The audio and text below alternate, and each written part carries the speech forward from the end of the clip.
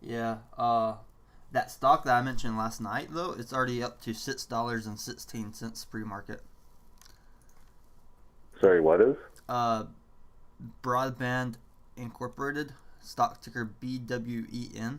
I noticed an insider bought 4,000 shares yesterday at $6.10, but the stock closed at 5.99, so that was very interesting. Right on. Yeah, I'm back to work today, so I'm not going to be able to check live action real time prices. So you guys just give me a heads up if anything's starting to move. And I got some limits set, but I don't really think they're going to get hit today, to be honest.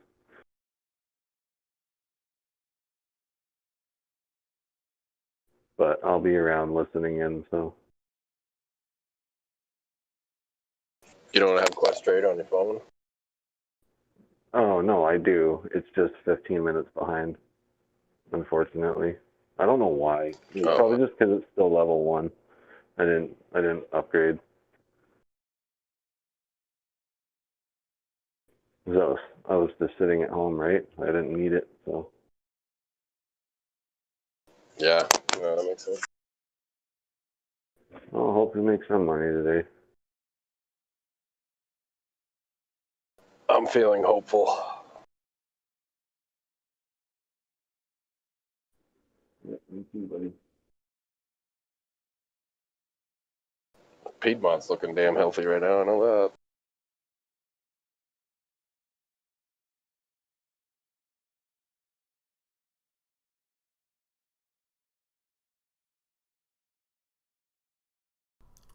What's that stock ticker for? I can't remember the stock yesterday.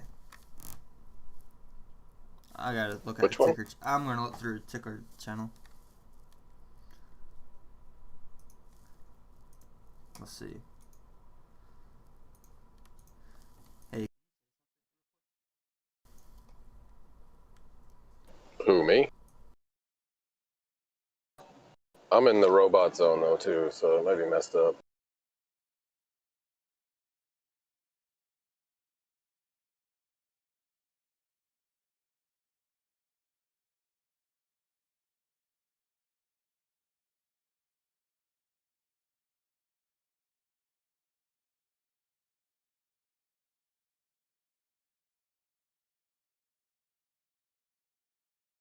oh man, those insiders, they'll do tricky things.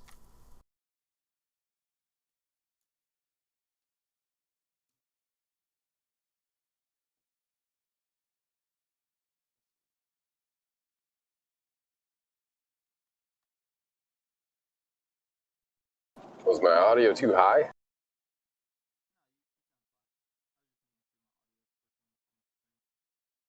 Ah, right, right.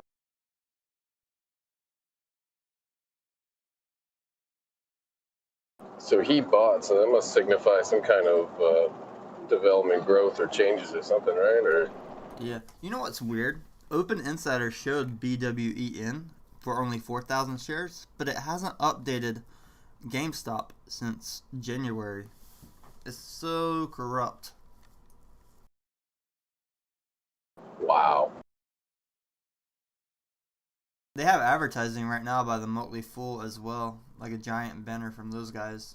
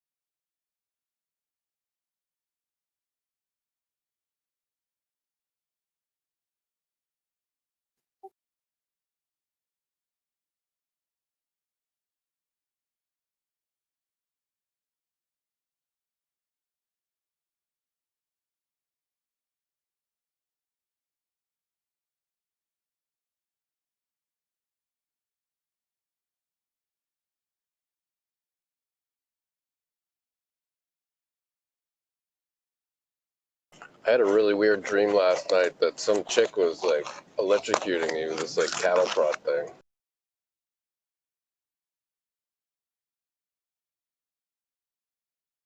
Kinky.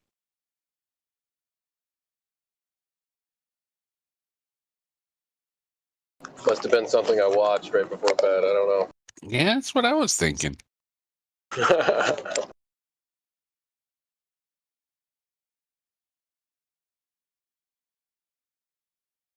I think it's telling you to buy more GME. That's what it sounds like to me.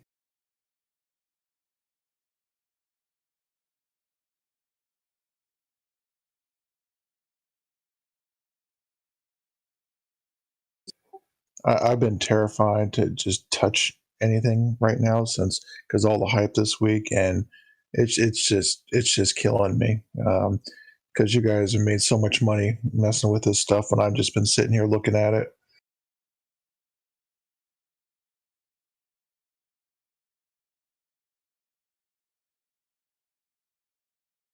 On the bright side, you're not losing anything. Kinda. Right there with you, but all I've been able to really do is stare at stuff. Everything's kind of tied up at the moment. Just listening to Tame flipping it back and forth and stuff. Yeah.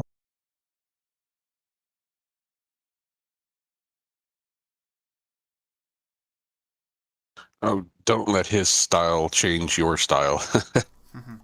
Sometimes variables change really fast. If there's only one variable and it never changed, then my opinion probably would not change.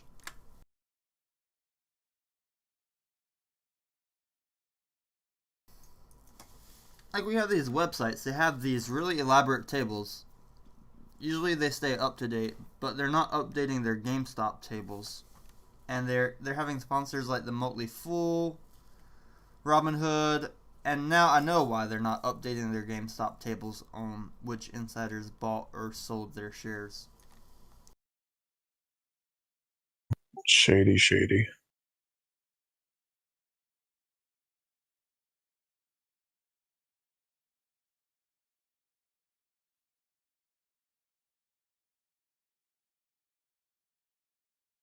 You said you know why? Yeah, they're doing it deliberately because I just found some. I mean, they're not doing it for all the dates. You have some like 2,000 shares traded from yesterday, and they're reporting that, but they're not reporting anything on GameStop since January. They probably have their hands tied due to their sponsors just to keep their website running.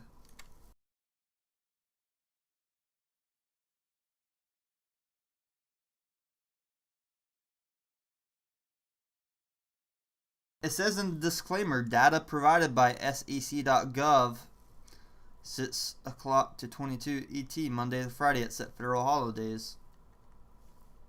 But when you look at the sec.gov, it's different data.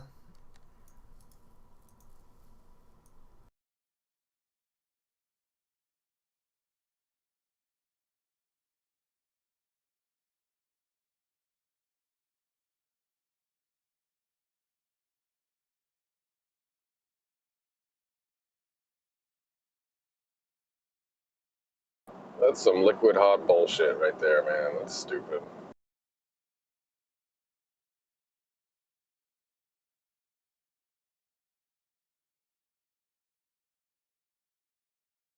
So are you saying that you feel something strange is afoot?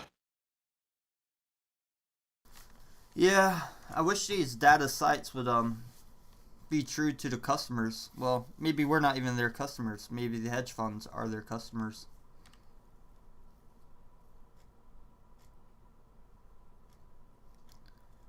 When when you sell customers data, you should give it to them 100%, not lie about it.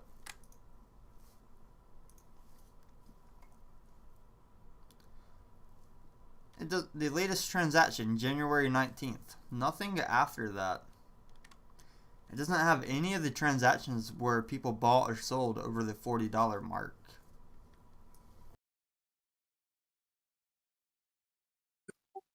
I noticed that like iBoR disks also just kind of goes dark for like 2 hours and stuff during suspicious times.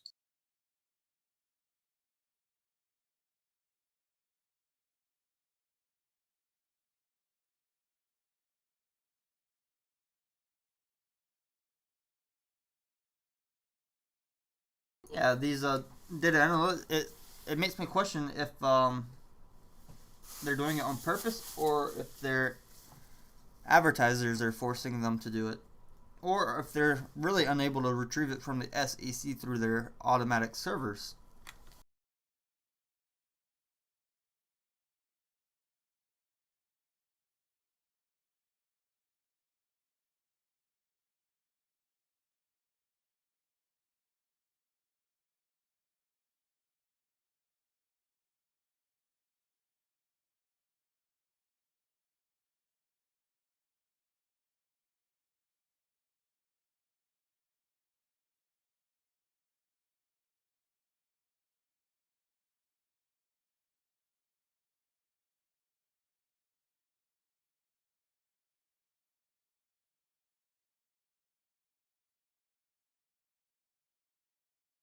Alright, so I read their terms of service. It says the materials on Open Insider's website are provided on an as is basis, and they make no warrant expressed or implied. Wow.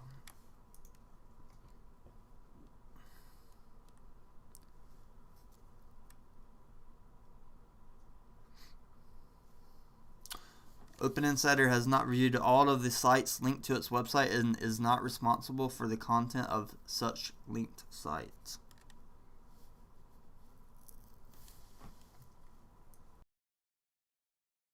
GameStop 187. Oh my god, that's pretty brutal.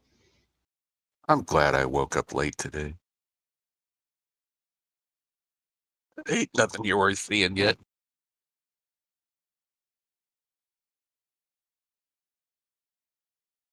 This is a really big sell candle right here for GameStop.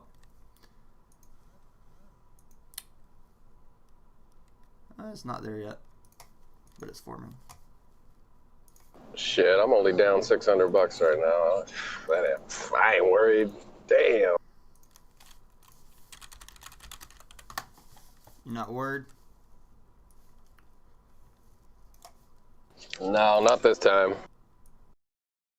Last few times it was like a little too heavy, but now I just kind of don't give a shit. I'm holding.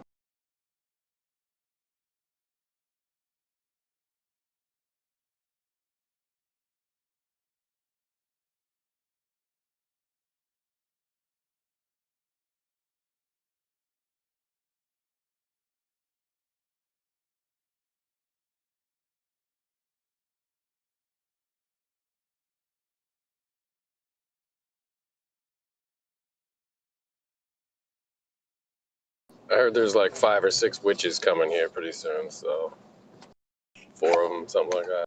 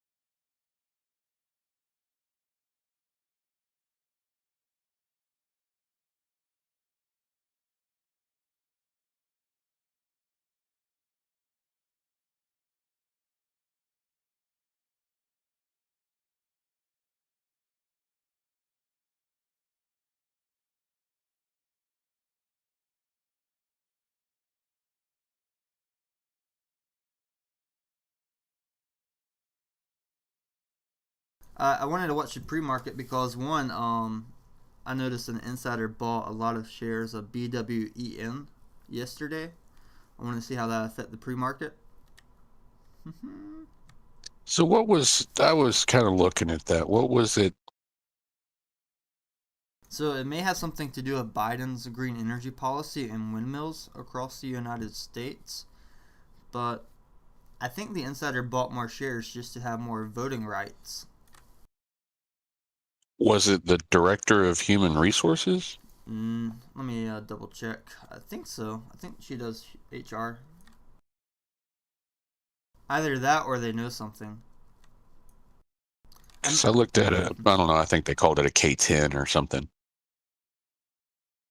The price And did go up. it was 610, right? That was the price. They were awarded 5,000 shares, and they were awarded 4,000, and then they were awarded. If you look at a footnote, they were awarded another 5,000 that vests over the next 3 years. Just a pay package. Yeah, that's a good theory.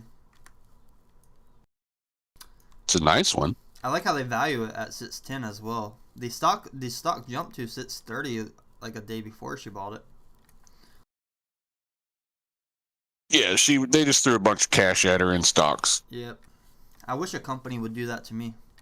I was checking out that company. Their main product is the pole that wind generators stand on, and they have a manufacturing facility in Abilene, Texas, and another one I think in Massachusetts. And right now, their manufacturing of those poles is backlogged into the middle of this year. So their production is good. Their customers is good. The customer base. I can't find any attachment. Neat tried to attach this to the new Martha's Vineyard stuff, put wind farms out there. I couldn't find a direct link. There's no reason to say that they can't be selling products into that. You talking about the offshore stuff? Yeah, offshore wind farm. Because, as Tay mentioned, Biden is very agreeable to that particular thing, which has been trying to be built for the last 20 years. They've been trying to stick wind farms off of Martha's Vineyard for 20 years now. Literally back to what was it, Ted Kennedy? But yes, that's finally happening. And that company seems to be called Vineyard Wind, I think. It was a very late rabbit hole.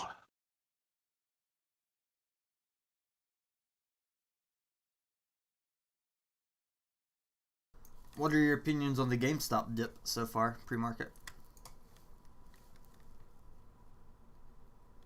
I ain't scared. One of the funniest comments I read is, "Wait a minute, GameStop went from $40 to $300 twice, and you're losing money on it." I know there's people that's buying when it goes really high and then they hold it. They don't sell when it goes higher. I like the screenshots where people bought GameStop at 500.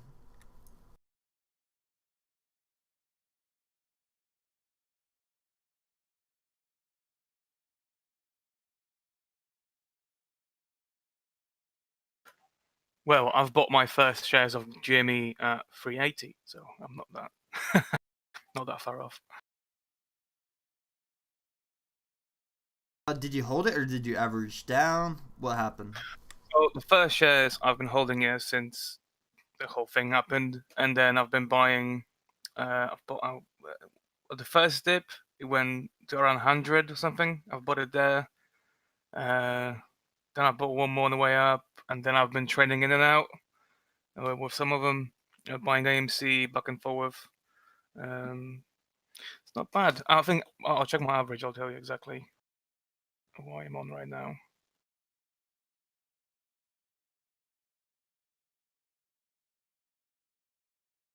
I'll buy My AMC average on again if it goes under 7.7. What's your average? average on GME is 146. Okay, so you're still in the profit. Yeah. And AMC 906. I'm not too worried. I have time to work on my positions. I am here for the squeeze, though, to be completely honest. So if I'm gonna enter 300, 400, fucking 50, whatever, I'm still gonna make profit at some point. So, diamond hands. Yeah, the reason I was taking my profits all the time because I'm watching these buy walls and sell walls. I'm like, I can sell it here and I can always buy back later. Get on this whole level 2 reading the tape thing. Not only for stock, but also for Bitcoin. There's too many walls right now under 250 though. Not too many above 220. Are we at 188 right now on GME? Does it show that on your screen? It shows 192.85 for me. Refresh.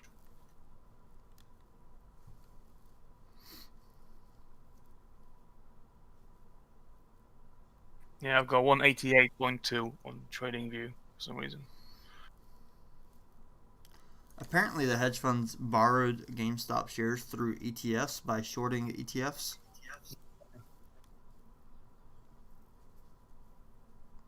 Which is causing the price to go downwards.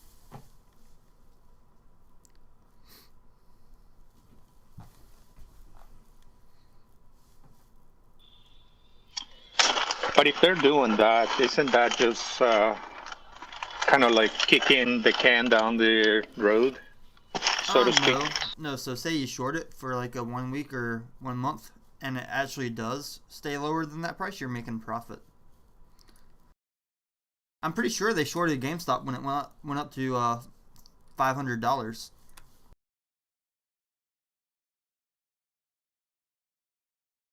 Because when you're a hedge fund, you have to take long positions and short positions to minimize loss. You can't just do one or the other. Some hedge funds in the past only took short positions and they went bankrupt in under 1 year. Whenever you're shorting, your chances of going bankrupt are fucking high. Sorry for the F-bomb.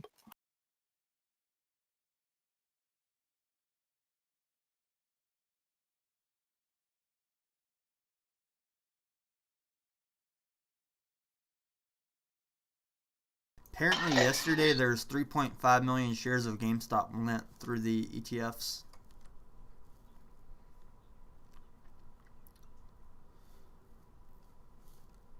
And even though GameStop's on the short list, they can still do that with ETFs.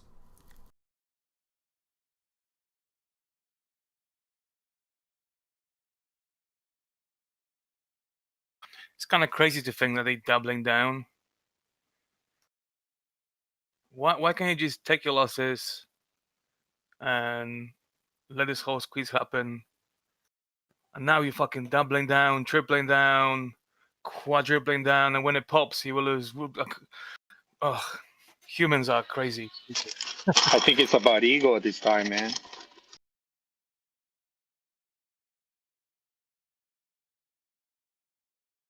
Or greed. I mean, when the price went to like That too. 189, this volume was very low though. I'm talking like 8 shares were being traded when it went to 189.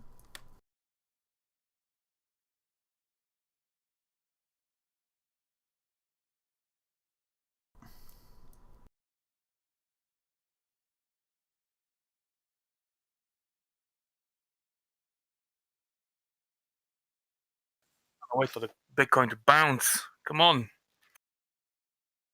God, I did the order book for Bitcoin and my computer almost crashed. Which one did you use? The Coinbase? Crypto Watch. It's an application you download, so you can refresh it like 20 times per second. Look. But Bitcoin is looking nice. On the 4 hours, I trade Bitcoin on 24 minutes and 4 hours. So my 4 hour looking very nice and bullish. On the 24 minute, my 21 EMA just went green. Well, now it just went red. But it looks like there's space to take a one deep breath and then pump. That's what it looks like to me.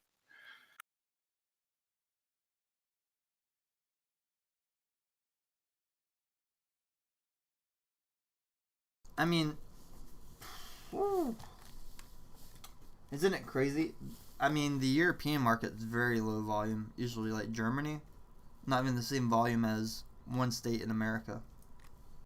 If all the people in North Carolina are trading their shares of GameStop, it's probably more volume than the entire country of Germany. Good morning, gang. Good morning. Morning. Right now be a good time to get GME, won't it? It may be, but we have to consider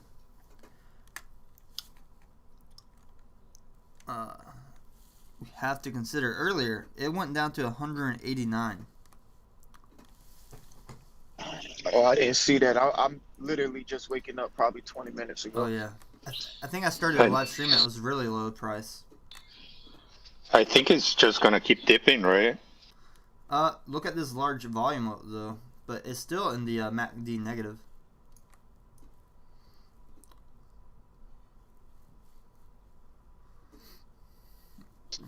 Volume's low. Volume's low. It's like 200 shares.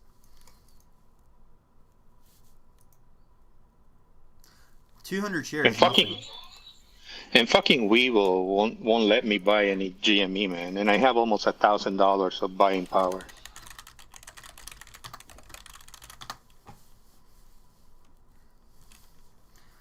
You can't base the market price off of just 200 shares being traded.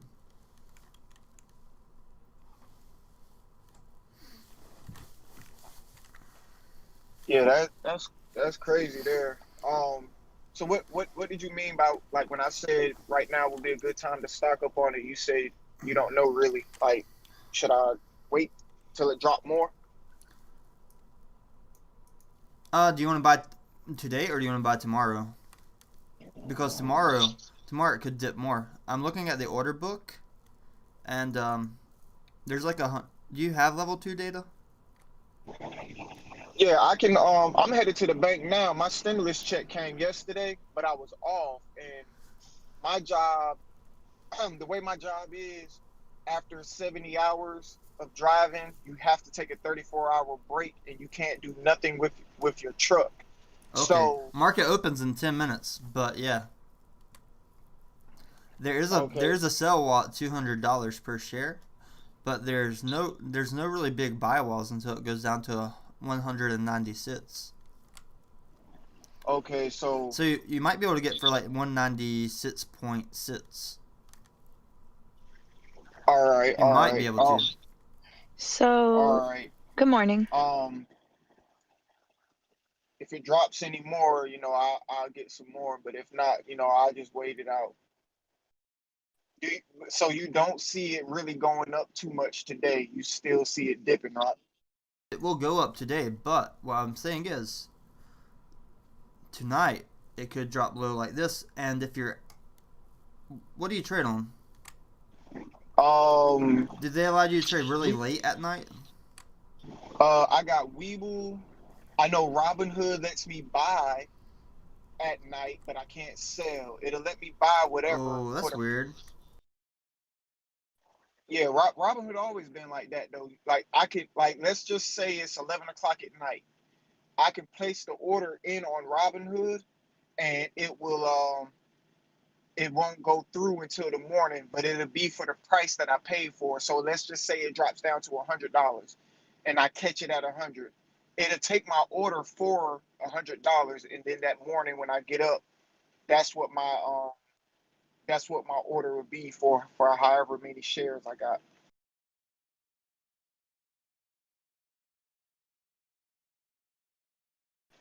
I'm just trying to play it smart.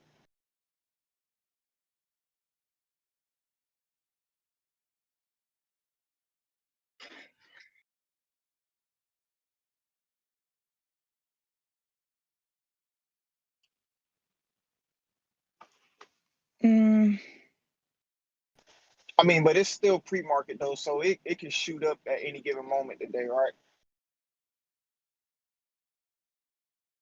Like, what's going on here?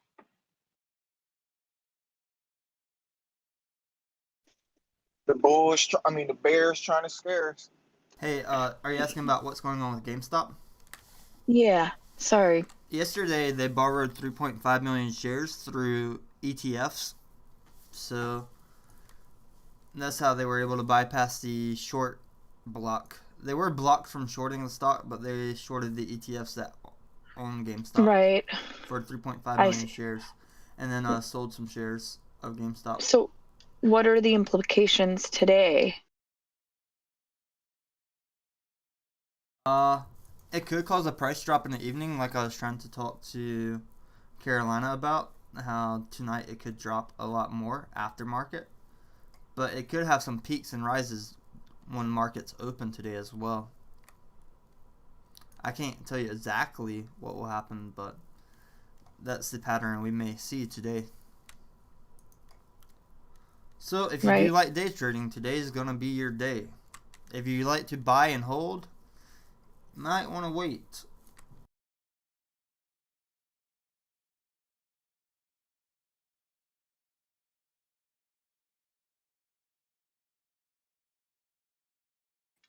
How many shares do they need to cover, though? Still? I don't even know at this point because a lot of these websites aren't publishing the right data.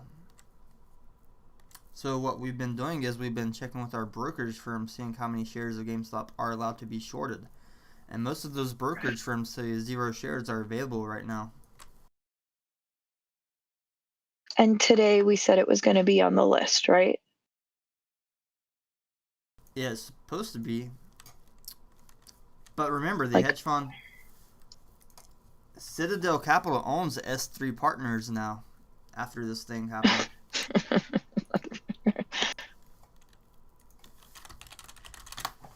So if you want to trust S3 Partners, you can use them, but Citadel owns them. Yeah, right. Thieves. It's like a cartel. OpenInsider.com. They're not publishing anything on GameStop Insider since January, but they'll mention BWEN. They'll mention 4,000 shares of a cheap stock being given to an employee. I can't tell you who the girl's talking. She doesn't want to reveal her identity. You can Google Mia Khalifa. I think that's her, though. Whatever. She's on Twitter. She's really big on Dogecoin. Until she loses password to her stock trading.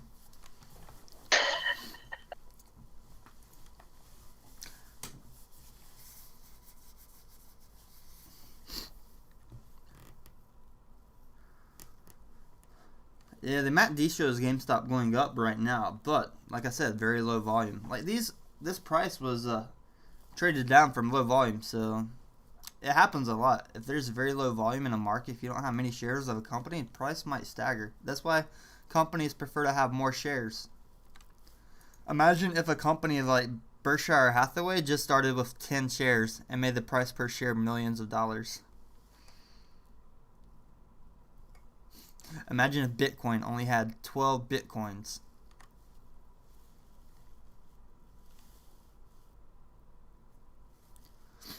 But me, I'm looking for a quick flip today. That's my whole purpose. If I wanted to buy and hold something, I probably wouldn't even need to record on YouTube Live and use their servers to save video footage.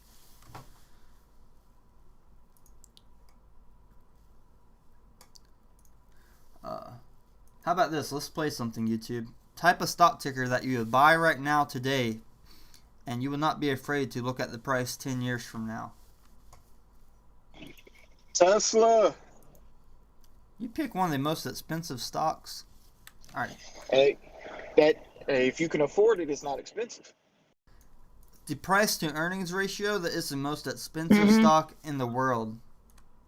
Yeah, you're not going to get a lot of return on your money. It's not like there's crazy volatility. He said 10 years from now. Do they even pay dividends? Someone said 10, BD, Nokia, GPI. 10 years from now, I see Tesla being worth damn near 20 something thousand. CPNG, rotting Yoda, that might be true.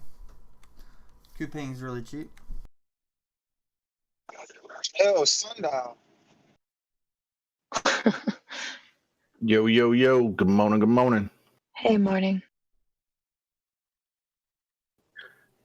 It's Stimmy Day. Mine's was Sunday.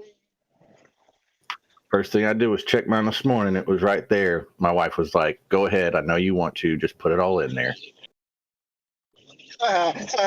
You might want to reword that. No, that's what I had to think for a second. And I was like, wait, all of it? She said, well, I want at least 400 of it. I was like, okay. I thought she was going to say 4 inches for a second. My bad. What was that one company you were talking about? IDETS. I would own IDETS for 10 years. I would not be afraid of that one.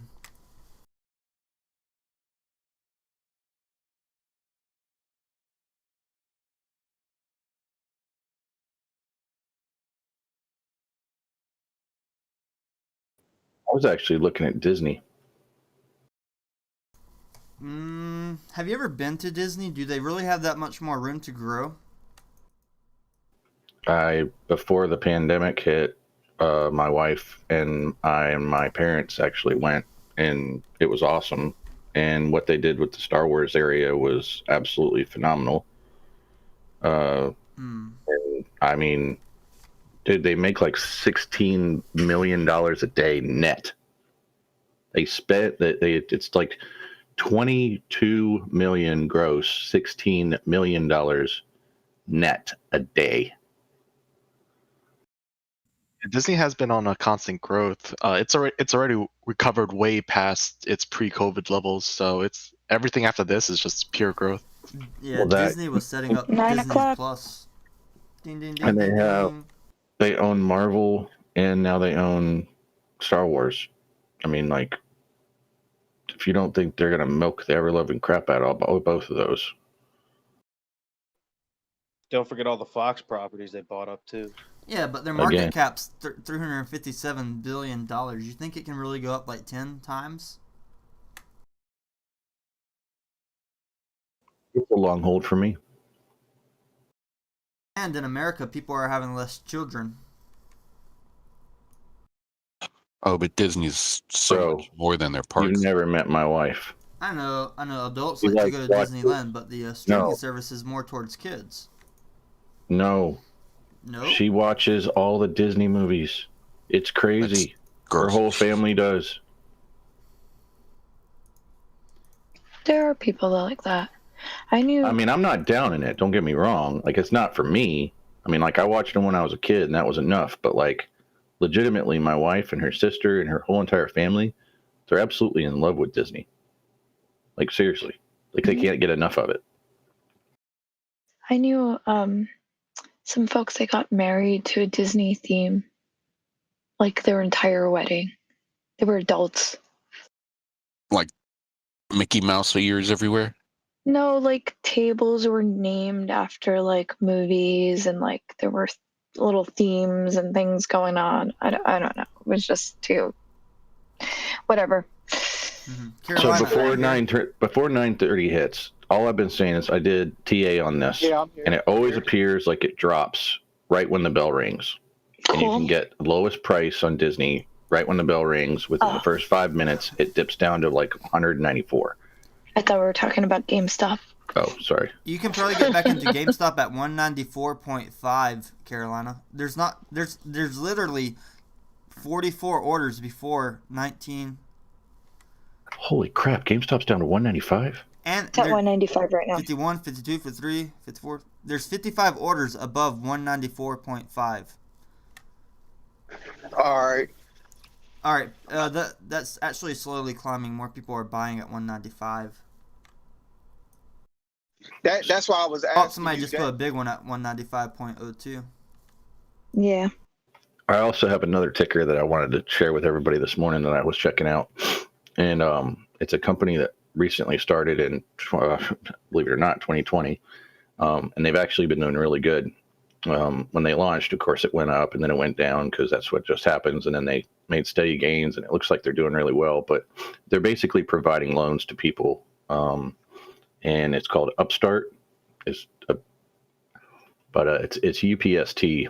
They did 8.5% yesterday in just one day, and they look very promising. People are selling Mouse said he'll be in the chat in a few minutes. I don't know if somebody's faking this, but somebody had 1,000 at 194 and they bought instantly. I don't know what to do. My ticker shows it's back up to 196.99. There's 1,000 for sale at 197.2. It's at 195.75 for me right now, right? But like I said, the price could go down before tonight because at the order book there's literally only like 2,000 orders above $185.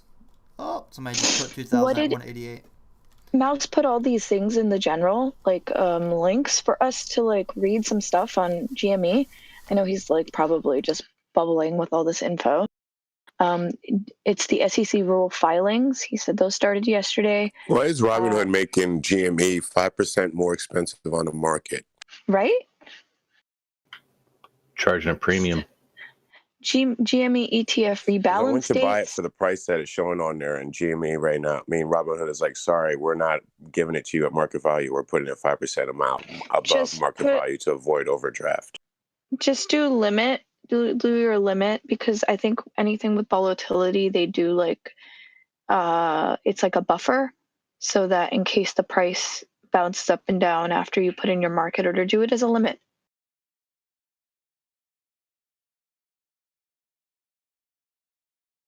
You guys ever make mistakes like this before, where you look at one stock ticker but you think it's the other stock ticker? Yeah. I did that with Ford yesterday. I was like, what is this? It's not enough volume on Ford. And then I was like, oh, it's F. Like F. That's funny. I typed in Ford to do that with. I was actually checking out I did Ford, GM, Toyota, and then Microvision, and I did the exact same thing with Ford. Ford doesn't have the ticker Ford. It's weird. Yeah, the other one is. So we end up arguing. I'm like, okay, can you just tell me the company name instead of the ticker? So Mouse says 1.5 million shares of GME were just borrowed via ATF, which is what you were saying earlier, Tim. Because that's why it's dumping. Hold strong, everyone. Don't get scared. What's AMC doing? It's just chilling. Yeah, it's going up. It's at 13.68. Let's go.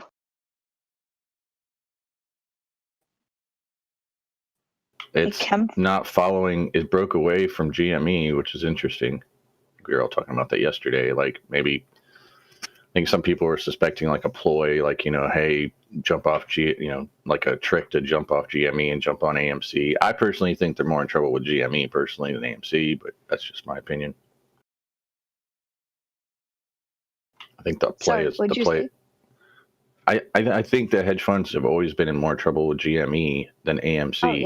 Oh yeah. And the play has always been GME. Like, yeah, I'm not saying there isn't a play with AMC. I'm just saying that the major play has always been with GME. But look at ChemFarm. It's just holding up there. Why? Why? What happened? That's insider trading. Don't talk about ChemFarm. What is insider trading? Donnie bought 1.8 million shares of ChemFarm. Let's not talk about ChemFarm. Who's Donnie? What are you talking about? You weren't on the stream last night? No, I wasn't. I had to go do some stuff. They got the FDA approval. They're gonna get it. Yeah. We already knew that they got the FDA approval because that was already like out there. Donnie knew The before PD. it was out there, though. That's why he had Who's- 1.8 million shares. Who's Donnie? We were live streaming last night, the video. Oh, what time was this? I don't know. It's after 9 to maybe like 9 o'clock to 11 o'clock. Oh. What's that ticker? KMPH. I've been in there since like, I don't know, like over a month. Like beginning of February. Yep. And then I've sold, I've taken profits, I've gone in, because there's been like public information about that. Are we talking about KP415 or a different one? What's the ticker on that? KMPH. All right, I'm joking with Kilo- you. You missed it kilo- last night. Last night we were all right. watching the TV show Billions, and there's a character in there. His name's Donnie, Oh. and his boss, Bobby Axelrod, told him to buy 1.8 million shares of Kim Farm, and then the stock Really? price went up from FDA approval. Are you Oh, shit. serious? Okay, copy. That's hilarious. But ChemFarm, no joke. If are you able to look up the numbers? Because when I looked the I other was day, geese it for a looked sec. like it was one of the most shorted, like on the list, like near the top of most shorted stock, highest short interest. And that's why I was like, oh, I'm buying back in. Right, but maybe you have more info. I mean, why else would it be shooting up like this? Just like straight up. Off topic, but anyone looking at it, the cheap crypto, Sia coin has been doing really well. I bought it like 2 weeks ago. It's been really rising, and it went from like 10% rising, 20% rising. This morning it's up 30%. Cool. Anchor.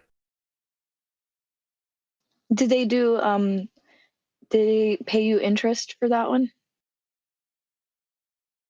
You know, they have certain coins that they'll give you daily interest. Don't sell Bitcoin on eBay. You're gonna get scammed. Who's gonna sell That it? just sounds like a scam. Don't buy Bitcoin on eBay either. If you buy Bitcoin, you're gonna get a piece of paper with the artwork. GameStop's at 193.193. On actual real Bitcoin news, there were 10,000 new Bitcoin ATMs installed within the U.S. within the past week. So, although I don't suggest using them because the premium can be anywhere from 6% to 20% on top of the hourly cost, which is how the machines work. They only update hourly, and then there's a 6 to 20% premium on top of that. And then you could lose the receipt, which would mean that your coins are lost forever. So, but it's good that, you know, there's additional ways to buy Bitcoin. Is what I'm saying. CCIVs up above And I 31. just want to add, and you'll want to hear this, neat freak. NFTs are hitting the fine art world now as well. Like it's just real legitimate and It's legitimacy ridiculous. with some of these NFTs and artists. Christie's is actually selling the NFT artwork for like $6 million. There's a $6 million auction at Christie's for NFTs now. The artist is Beeple. He's done stuff for everything from Louis Vuitton to music artists, whether it's pop or hip hop. And so his work is worth money right now. Yeah, Beeple's last NFT sold for $69 million. Oh, you know what I'm talking about. Oh, yeah, I'm all over it. But yeah, you're spot on. It's funny because when Elon tweeted his NFT that he created, Beeple replied and said, "I'll give you $69 million for it." And Elon tweeted back and said, 420 million Doge. Oh, shit. Thanks for that clarification. I misread what he said about 420 million Doge. I was like, does he have that much? Why did he tweet that? I didn't see it as a reply. Yeah, it was a reply to Beeple's $69 million offer. And what's with his music video? So, I mean, he's always been into techno. Yeah, I know. And it goes to the burn. I mean, yeah, he's like been huge. And I mean, I don't really like to call it techno, but whatever. I prefer it's EDM. Yeah, I prefer EDM because I've listened to it, and I think techno is kind of like a garbage name for it. It is. Techno is a genre. Well, it's almost a different genre. It is a genre. Yeah, Techno, EDM is a proper way to describe it. But anyway, I that's digress. the entire genre. Yeah. But yeah, so he's like, I think he's like he's memeing it. I mean, he made a EDM NFT about an NFT. Oh yeah, I saw it. It's pretty epic actually. It's like a new like track for the clubs and shit. Actually, to go on top of that, because I was looking at that, and then that kind of sent me to Beeples, and then after that, there's actually on CNBC like finance news. They had Patrick Mahomes on there yesterday because he's like the best football player in the world right now, and they're doing a drop today for basically it's called a Museum of Mahomes. So it's going to have all of his top moments basically that he's had in the NFL so far. And they're all going to be like framed NFT moments. And he has like this company from the UK that does album covers for all the top music artists that are involved with it. And it drops today. And I guess the cheapest one is like starting at $2,500 today. Gronkowski's coming out with a set of moments from his entire career on NFTs as well. The thing they're projected to be $1 million a moment. Yeah, this was crazy. The thing with Beeple's sale of the 69 million, do you think it would be such a big deal though if he would have broke them down? I mean, individually, it was 5,000 pieces. So like, individually, they sold for 13,000 a piece, right? Do you think 193? Do you think people would have made such a big deal about it? Or is it just because? Yeah, because like the thing about Beeple is that he's burning the art. So he's taking actual art pieces that. No, I understand that, but I'm just saying. I mean, people make it was such a big deal. Everybody's like, "Oh, it's $69 million for an NFT," but they have to realize that was 5,000 pieces of art. Oh yeah, that's definitely a given. But the fact that it has any kind of value right now, I think that's the real thing. Like, I think people were trying to wrap their heads around NFT having any value. So I agree. I did touch agree. down to 188 here. Does anybody else see that? Did it hit 188 for a moment earlier? I still don't see 186. I have 186. It's still new, so it's always going to be that thing. Does it or does it not have value? But things like that, when you have real legitimate artists that are respected in the art world doing things like that, then that's where it kind of creates like how do I want to say, like a legitimacy and a market that you don't really know about. Right. Yeah, I still don't. I mean, I understand it. I just don't. I don't see the point of it going digital versus. This is new to me too. That's why I find it more fascinating more than anything, just to see how quickly these things have garnished and gained attention and any value. Well, I'm gonna tell you what. If Virgil Abloh jumps on the train, you're gonna see every sneakerhead in the world go absolutely forget about bonkers. it. If he does it, it's a wrap. It doesn't matter if you think about it, care about it. It's gonna be worth money regardless. If people like that, like him and Murakami, if they do some shit, forget about it. It's gonna happen. You know, it's got to be like he's so forward thinking in his art and everything. It's like he's. If a fashion designer includes that in the collection, like a major designer like him, exactly. It's over. It's over.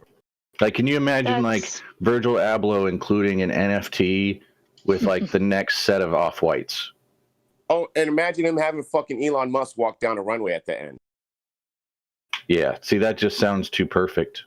I mean, it really does. I mean, like, the shoes are one thing, but then to freaking have an NFT to come with it, that just, like, proves forever that you actually had that. And then, another thing, too, which that will do is, this is the fucked up fuckery, is that it will not only make it more expensive, but there's so many issues within fashion in regards to counterfeiting and reselling that now you add a certain level of checks and balance where you can be like, and it's also authentic because it has this original blockchain code with it as well. Yeah. 191. Exactly. What's going to happen? I still just don't understand art that's not a tangible asset.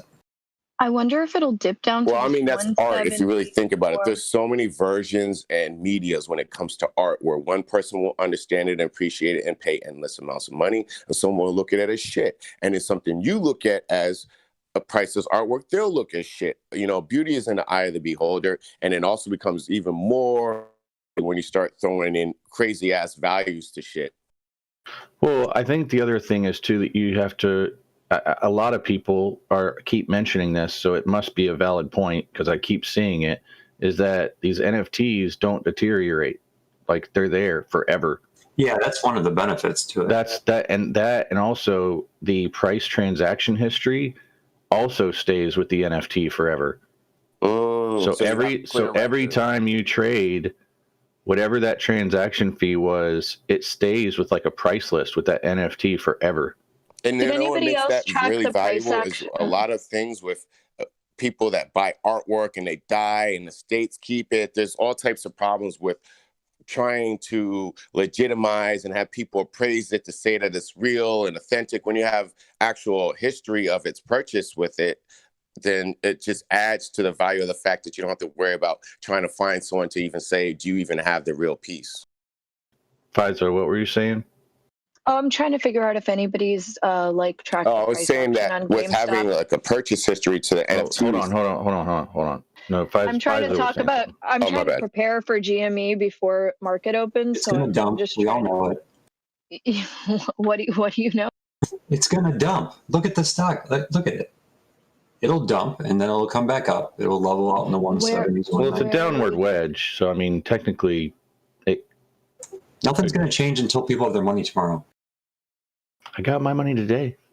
I got the majority of people will have it tomorrow. Oh, I strategically have money. Like this is this week. We got to be ready. So I mean, we've got like different stops here. We've got this 190. It's really like 175, right? Is a major line of support. And then below that, we have 149.90, basically 150. Anybody have predictions on how far they think that it's going to go to? Okay. You mean the one at open?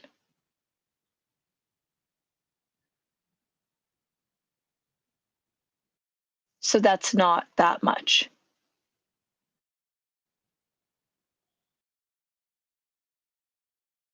Mm-hmm. I don't see it going below 150. Yeah. Maybe even 160, because there's a massive price action wall between 170 to 140. Yeah. Okay. Yeah, that's like the major support is at like 140, really. 139, 140.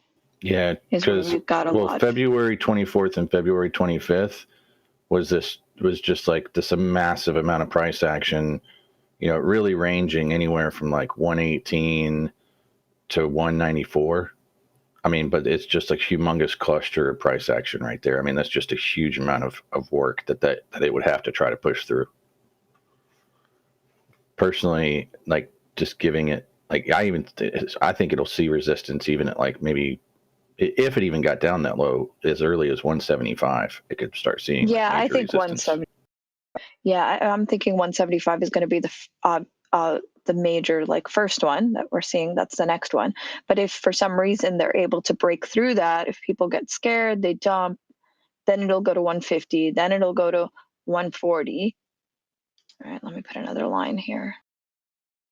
I have it down. So I did catch something really interesting about that, and they are saying that the reason for part of the dump off could have been that there was people getting too long. I'm trying to remember exactly how they said it. Like they were getting too long, and with that one seller selling, it created some people getting liquidated, which when they get liquidated, it causes an avalanche. Right. Which then people look at it and people think, oh my God, there's people are selling off. I need to take my profits. Their stop losses probably got triggered. Right. People's stop losses. Yeah. And that's a lot of what this strategy is about. It's about triggering stop losses and getting people's shares liquidated. And that opens up shares for them too, right? Absolutely. I mean, every time somebody gets liquidated, those shares are back on the market. Yeah. I mean, theoretically.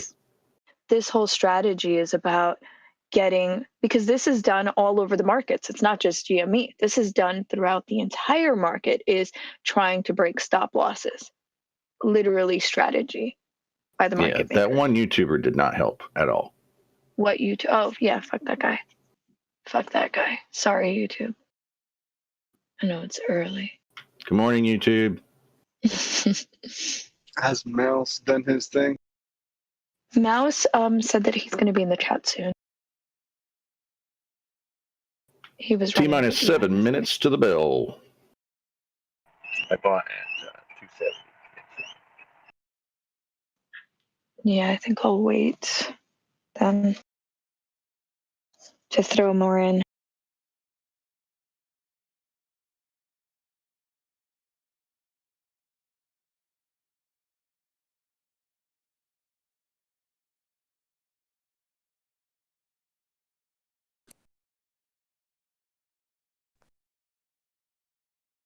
It's a little bit of a pop up.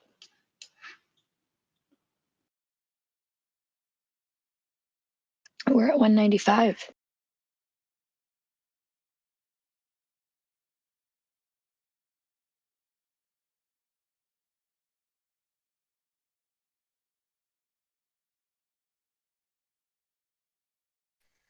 So what do you think? This thing will go up or down? Well, when I just asked, it seems consensus is that it's going to drop. Well, it's coming out of a rising wedge. So, I mean, it just depends if it breaks through. Like, there was a bigger rising wedge. It started to come up out of it, but then it went into another little mini a downward wedge. And then it's starting to come out of that downward wedge. So it depends. It could come right out of that downward wedge and continue to go up. That's what it RSI should is very low. That's what it should MACD is do. very low. MACD is like at negative here. But it looks like it's ready for it to start turning upward.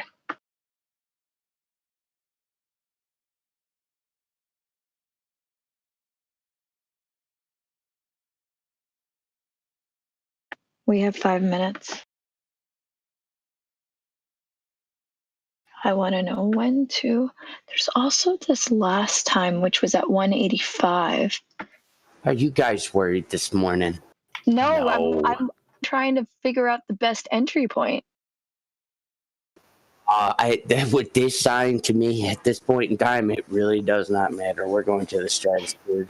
This isn't the first borrow allotment of ETF funds, along with the bonds that they issued out at an interest rate of almost 3.6% or something like that at the beginning of this month. They're completely underwater. So all this talk about wedges really potato wedges right now. Potato wedges, yeah. I really want potato wedges. What you got for us, Mouse? Give us the lowdown. We got 4 minutes before the bell. really quick, with AMC, the IV is still low. If you guys go onto the option chain, you're looking at $3.19 strike price. The $14-15 calls, $14 calls. There's a volume of 72,000 on there with an open interest of 16,000. Okay. For the $15 strike price, you got 80,000 volume with 40,000 open interest. But here's the other thing: on the $20 strike calls with AMC, you have 50,000 volume wise with 25,000 open interest, which is awesome. So the longer strikes and the longer volume, that's what we need for AMC. The RSI after hours. Let's see, it consolidated right around the $14 mark and put it somewhere in the neutral zone of like 62. So that was pretty much what we need, and that was off the 5-day. I think I was looking at the hour chart on that one. Let's see here. Pretty much let me see, is this GME or is this still AMC? I think this is this is GME. Okay. We went down 17% during trading hours yesterday. We had a bullish recovery though towards the after hours mark yesterday.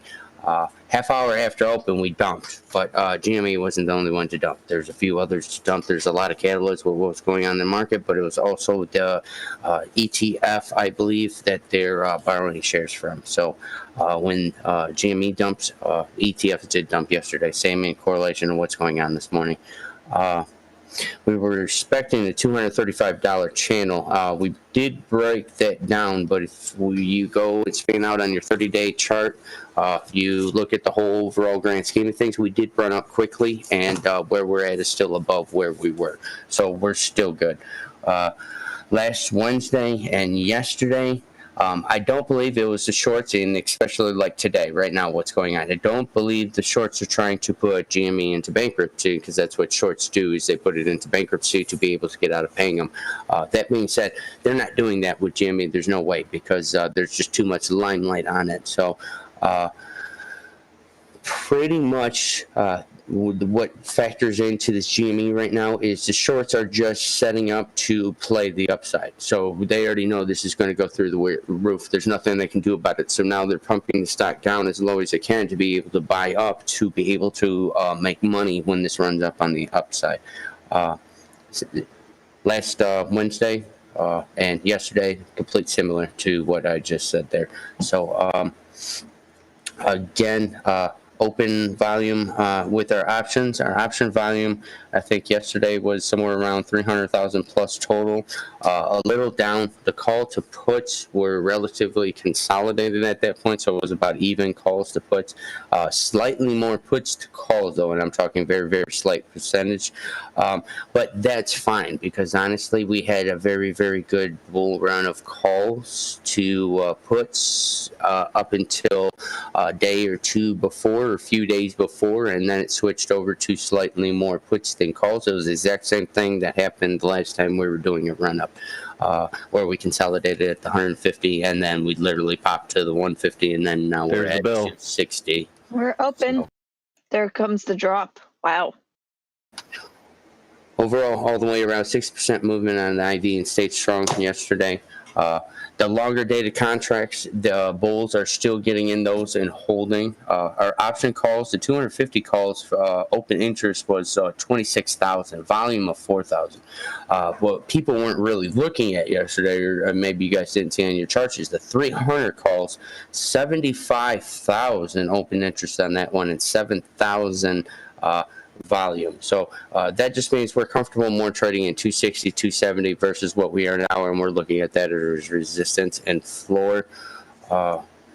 We were oversold for the most of the part on the MACD RSI yesterday. Overbought, oversold territory, but it's not really that concerning either. So altogether, though, we're good, and we're just looking to get back into the 235, 265 channel today.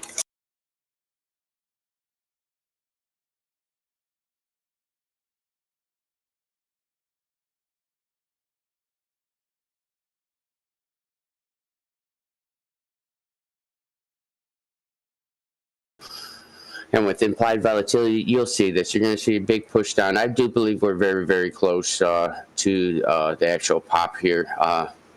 Realistically, Shitron doesn't want to go out of business, so I was assuming they're going to push it down as low as they can, buy into their positions to cover as much of their ass as they can. And then at that point in time, we'll just see the float relaxed and shoot through the roof.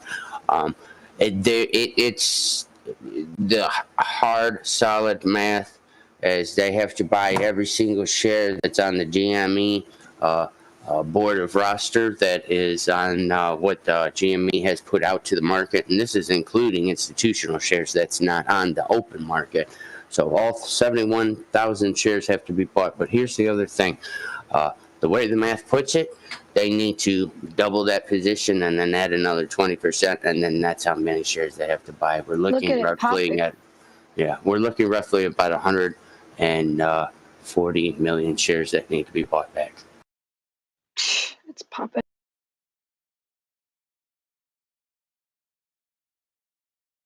You're selling. Did you like AMC this morning? I almost hit my sell trigger, dude. Don't do it. I would have been so pissed at that. I said I did one of those 60-day ones by mistake, dude. And yeah, it was still. I woke up this morning. It was like $4.80 some. I'm like, oh shit. Morning, guys. Morning. Morning. Good morning. Yeah, AMC's getting blown down this morning. Yeah, either of these are going to be good, dude. There's just a little fuckery going on today. That's all. Like every day. Dude, Yeah, pre-market, it was like 1480 something.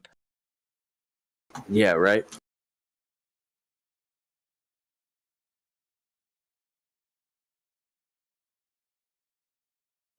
GME, there's a fight.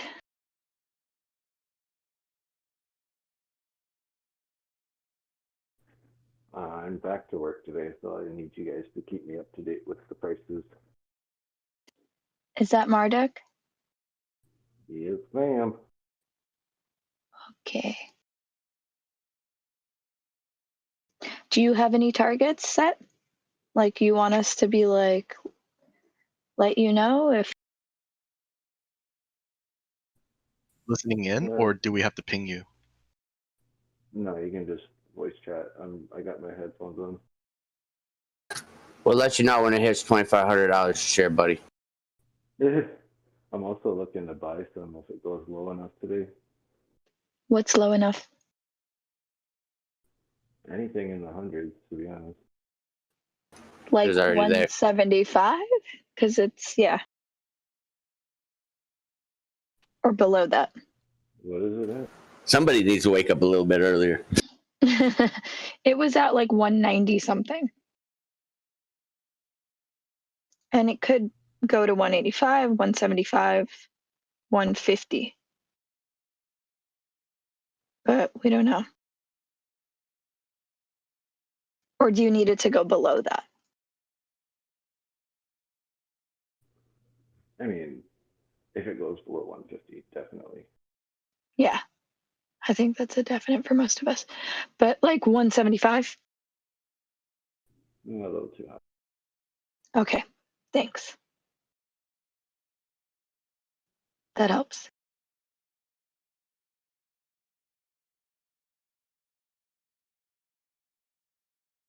Dude, look at Ford drop, bro.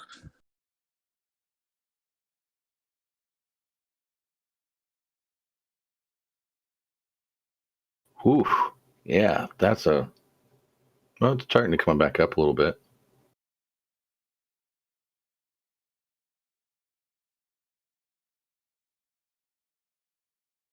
They got some really bad publicity in this Chinese thing that they do I know that sounds crazy, but like there's literally like a show that the Chinese do once a year, and they talk about companies from all over the world, and companies just despise getting on that show at all.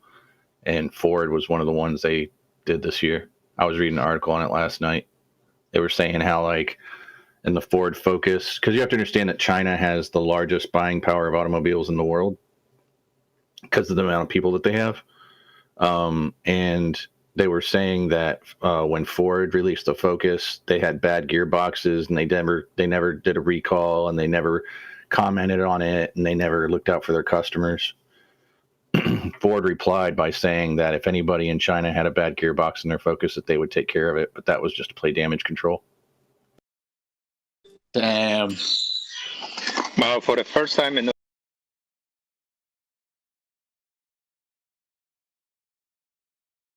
That's crazy. That's crazy, dude.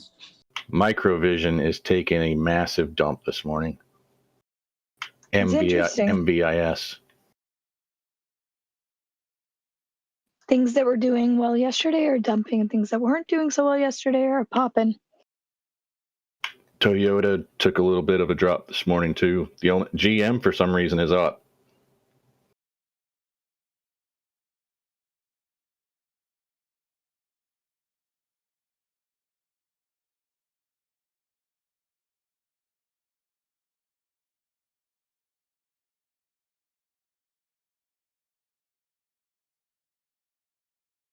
Yeah, I think Toyota actually halted. God damn, GME is going to the dirt, man. I'm kind of happy though, because I'm still headed to the bank now, so I'm gonna probably get about 10 shares of it. I'm trying to wait and see how far it's gonna drop.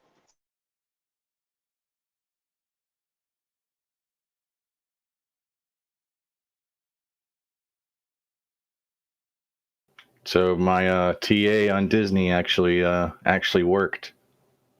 I looked at all their previous openings for the last week, and for some reason they always have like this massive dump first thing in the morning. And I set a buy-in at 194.83, and I got it. And we're already back up to 195.32. We're at 190. Say that again. 189. Oh, GME 189.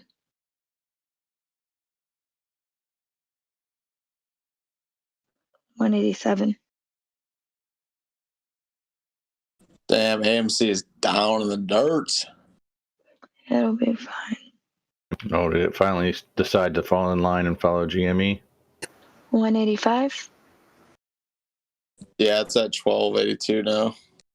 Nothing changed. The implied volatility hasn't changed from yesterday on either of these stocks. Nothing's going on besides that they're just ripping and running these stocks as low as they can. They know everybody's about to get $1,400 tomorrow. They know what's going on. So if I was them, I'd be doing the same thing. Just like each and every one of you would do the same thing. You guys ain't going to take bankruptcy lying down. They're not going to do it either. 185. So it's bounced back from the 185 support line. It's going up back to 189. It did dip a little bit.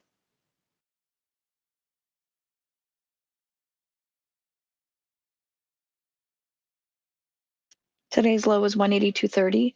So it did. So the potential for it to go down to 174 still exists.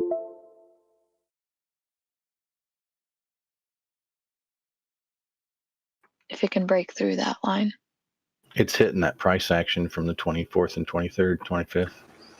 Yep. We're so oversold them.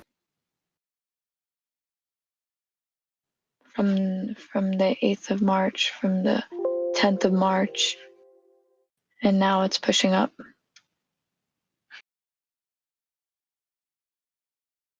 Yeah, it's like there's this actually solid green coming in right now.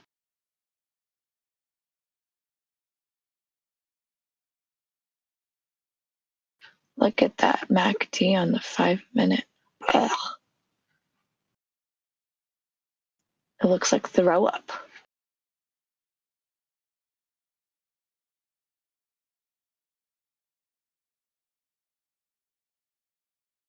Dude, my Ford puts are finally coming in money.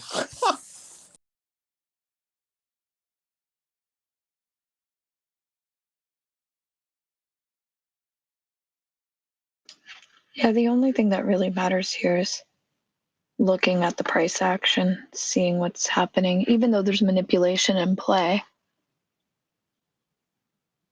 That Ford looks like it's about to take a further tumble because that's an inverse cup and handle that it's forming right now.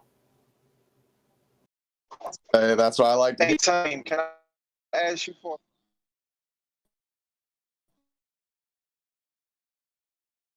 You broke up, Carolina. Can you hear me now? Yep. Today, Tane, can you or anybody, could y'all just keep me posted with the MACD, like when y'all see it about to take a dip? I'm gonna do a couple of day trades and get some money out of this while I can.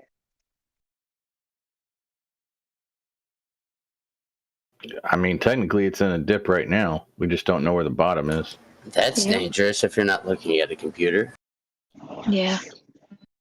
I mean, but I know all of y'all are constantly looking at computers and something. So, I mean, I got it on my phone where I can just sell it at any second if I have to, and buy it at any second if I have to. So I'm just driving right now at the moment. I can do it, but I'm driving. So that's why I'm trying to listen to y'all real closely today.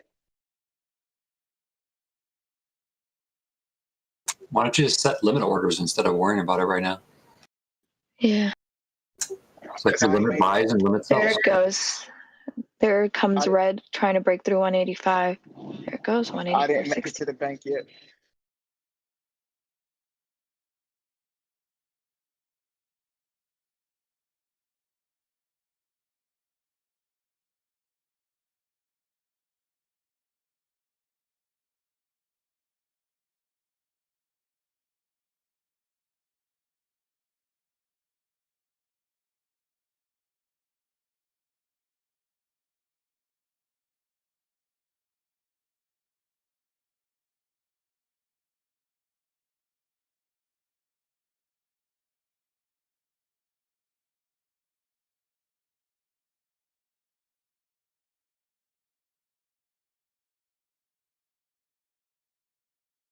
You guys see that huge sell-off on GameStop? Mm-hmm. Oh yeah, watching it. When you buy the dip and it keeps dipping. You gotta wait for the bottom. Yeah, I'm thinking if it breaks through here though, that 174. I said 185 for Carolina Red too, that he could probably get it earlier. Yeah, I got it. I got it at 180 when it went down to 185. All right. Now you can get it again at $130. I'm joking. Stop. I'm about to say, boy, stop playing with me. Now let's find out. Don't scare these people, Dane. Come on now. Mouse. We're gonna find out what kind of trader. We're gonna find out what kind of trader Carolina is. What if this price goes down to like $150? What are you gonna do, Carolina? Well, I'm putting more money in the bank now. That's why I'm trying to hurry up and get to. And if it goes down before you trade anymore, I suggest you look at some trading view charts and the level 2 data. Yeah. See, that's the thing. I can't do that right now. I'm driving. I don't. Tame, what do you think it'll go down to? I'm trying to do some forms right now. Jeez, I think I called the 185, at least that dip, but the order book is gonna keep dipping. This order book is horrible. Now we have people begging to sell at 190, like begging. Oh shit! They need to chill. Chill. Right here, it's gonna go all the way to 176. Oh. Yeah, that 170 is gonna. And. Definitely. Oh, Good morning. 170. Wait, it's gonna go to 170. The next wall is 175. Yeah, 173.90 potentially. Actually, let's go down here. It's 172.03, but you're gonna see probably just like we saw on between the 8th. Yeah, like on the 8th, all that action happening there, stuff like that's gonna happen here. Oh, is it gonna blow through this 175 wall? I think so. I see a lot of people begging to sell. The next wall isn't until $160.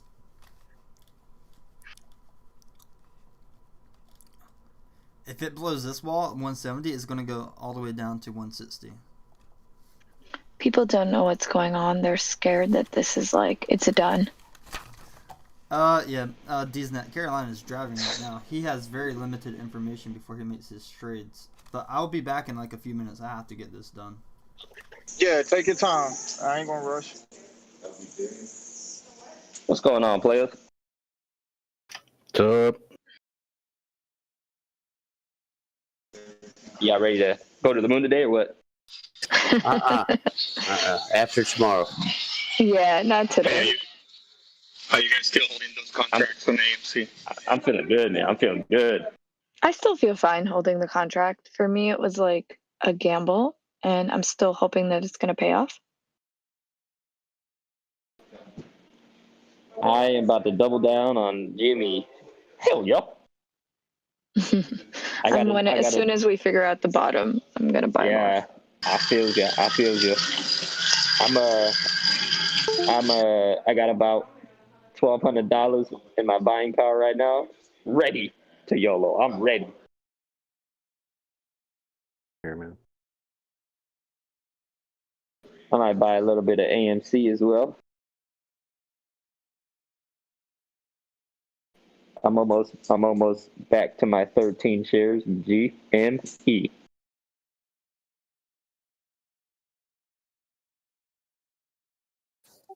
Is it just me, or does that MACD look like it's heading towards crossing?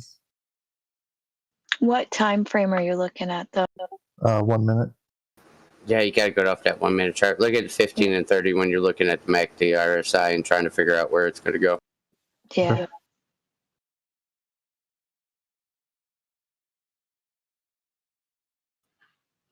When it's volatile, I mean, yeah, even then, I try to go at least 15 minutes.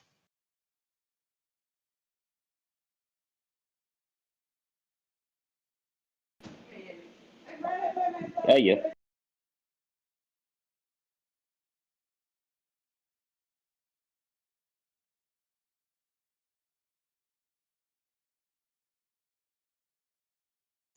Yeah, we got this strong green candle, but I wish I could buy in right now.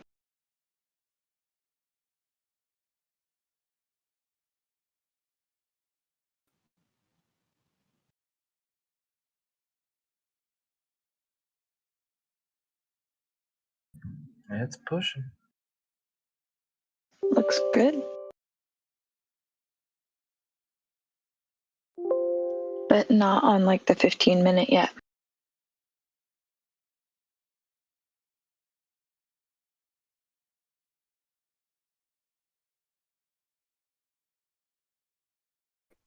Come on, drop so I can buy back in. Damn, you didn't buy back in when it was down to 185? No, because it may go down to 172, and then if it breaks that, it would go further. Yeah, they're gonna attack the shit out of this thing. Mm-hmm.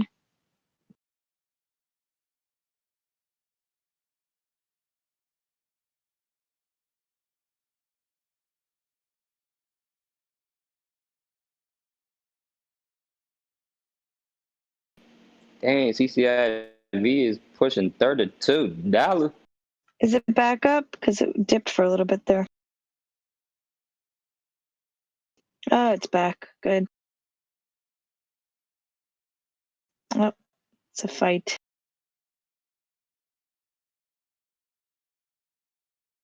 Doesn't know which way to go.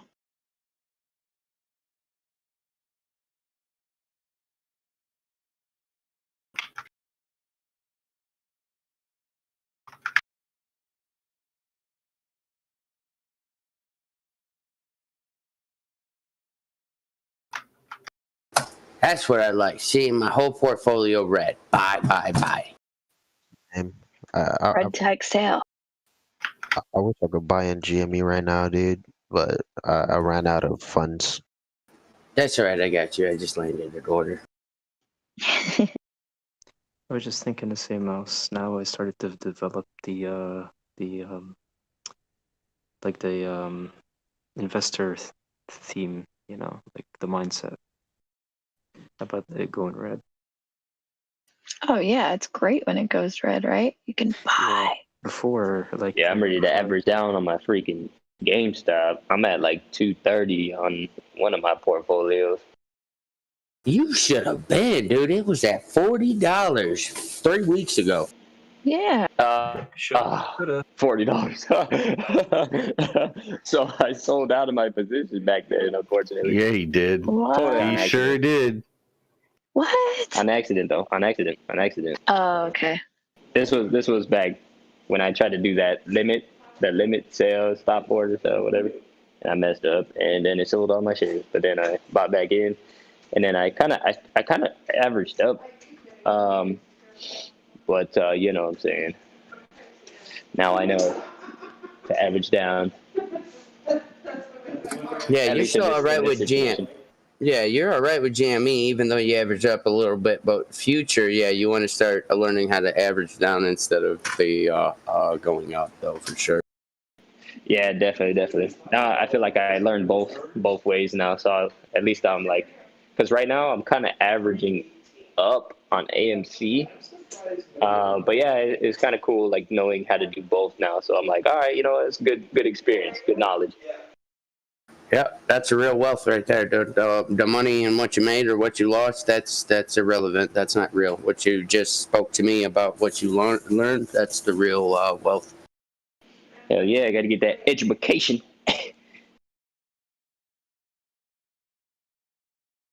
What are you guys seeing on level 2? Are you seeing the potential for it to still do what it did earlier? Like where there's a pop-up like yesterday and then it still dipped. Like it could go up to 197 and still continue dipping down to 172. I don't know. We're leveled. We're leveled at 193 on the 5. I would need to see the 15 or the 30, but I don't think it's going to dip that low. Like I said, there's only so many shares that they borrowed, so there's only so much bullshit that they can do right now. So, and there's still a massive amount of people, regardless of stimulus not being here, that are going to buy. You know, anything under 200, I'm buying. You know, for sure. Anything above 200 just depends on what's sitting in cash reserves in my account. I feel you.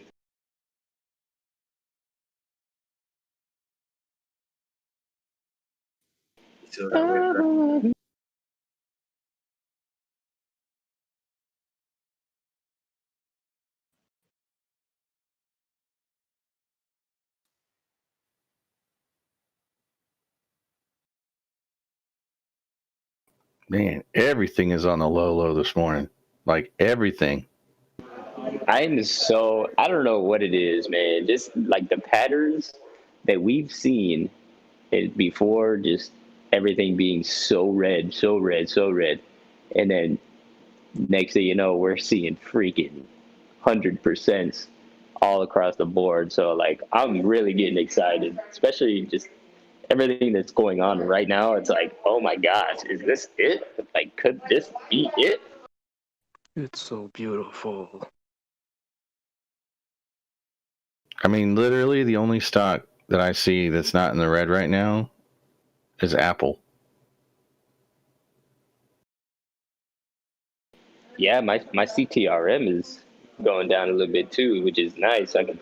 We can get back in that shit. I take that back. All my semiconductor ones, they're still in the green. Actually, for almost 5%, 2.67%, and TSMC's at 0.5%. A lot of my stocks. Sorry. Have you guys checked the Roblox is going up. Yeah, my Roblox is looking sweet. Amazon's up 1% too.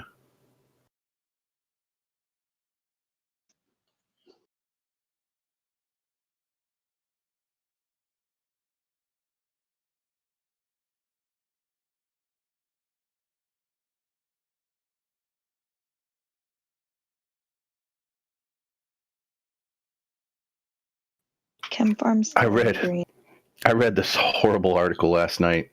Like, it was so bad, I couldn't help but think that the person that wrote it just like wanted people to put money into Amazon because they had stock in Amazon. It was like, if you only had enough money to buy one stock. And I'm like, before I even got down to it, I was like, please don't say Amazon. Please don't say Amazon. Please don't say Amazon. And sure enough, I get down to like about the middle of the article after all these reasons they give, and it's Amazon. And I'm like, if you got enough money to buy an Amazon stock, you could buy like a decent portfolio with that, with the amount that it would cost you to buy one piece of Amazon. Like, you could literally create yourself a nice little portfolio with $3,000. And you're sitting here telling everybody that if they're only going to buy one stock, they should buy Amazon. When in actuality, I'm not saying Amazon's going to take a dump, but if you think about it, during 2020, they had a huge boost because everything was closed. And as things reopen this year, it's just simple math. It's not that they're going to take a dump, but they're probably going to have less sales than they did in 2020 simply because of the fact that the other places are going to be open. So I don't know. It was a horrible article. It's just, again, like the Motley Fool, just take it with a grain of salt, just like anything else. Yeah, I normally do my own grocery shopping, but right now I'm just doing Amazon, Instacart, and stuff. So yeah, it is real. As soon as I can, I'm gonna save that extra money and go back to the grocery store.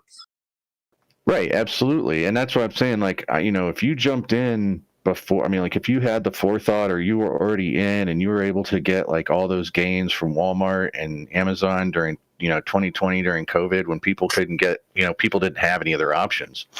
But I mean, and like I said, I'm not saying Amazon's going to take a dump, but I'm saying that they're probably going to see a significant drop when people can actually go to other places. I don't have a Motley Fool subscription, but every single ad that I've ever seen has been bad advice, in my opinion. They lost all respect for me. It's almost like a comical. It literally is almost like a straight comedian news network for me now, simply because they I'm trying to remember if it was right around the beginning of February. They put out an article literally saying that the worst investment decision that you can possibly do is to buy Bitcoin. And then literally, I'm not even kidding, literally 3 days later, they ran an article that they had bought $50 million for the Bitcoin. I'm like, so you ran a hit piece to lower the price of Bitcoin so that you could get in. That's just terrible. Are you holding any GME or AMC? I have both. Yeah.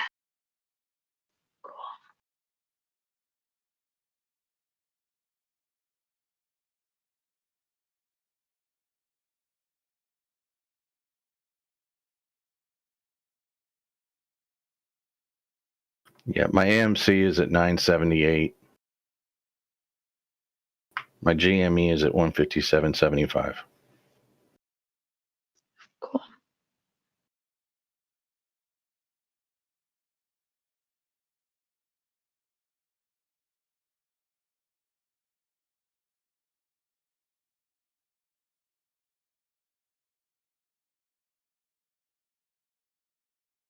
CCIV is just like up and down, up and down. It's funny.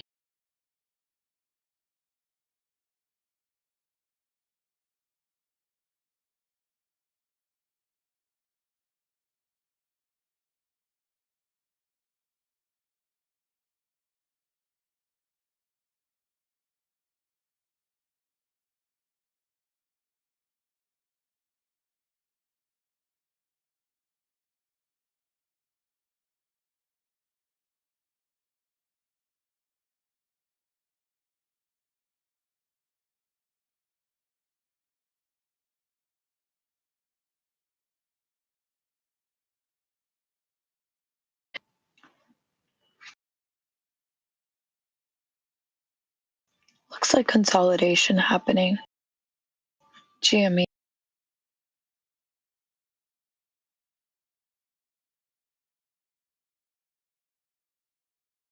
We'll see what happens if it does the same thing it did yesterday over here and starts dipping.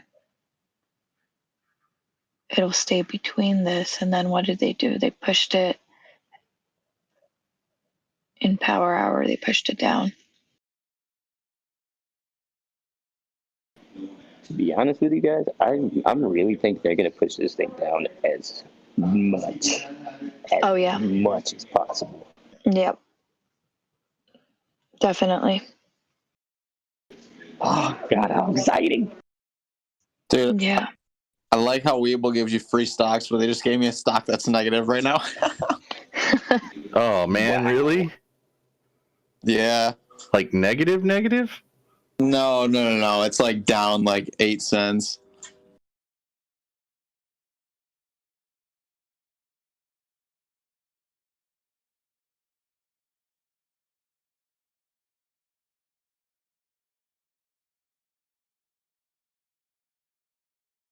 Yeah, they just gave me one for ADT. Oh, they love doing that. That one and Zynga, the mobile video game company.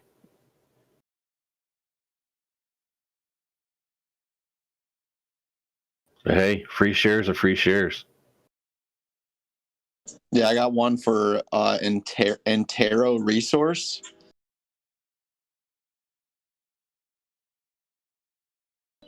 Ticker AR.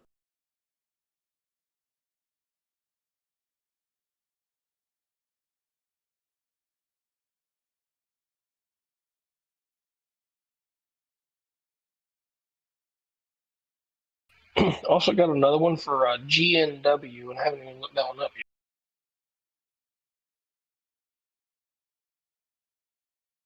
Oh, hey, I got GNW too. That one, dude, that one's been plussing. I've been held on to it for so long now, ever since I got it. It's like plus 40 cents or something.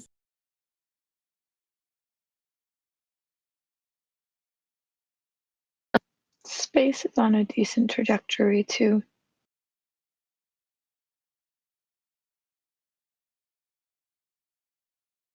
Following the trend. Should probably go up a little bit over 36 today.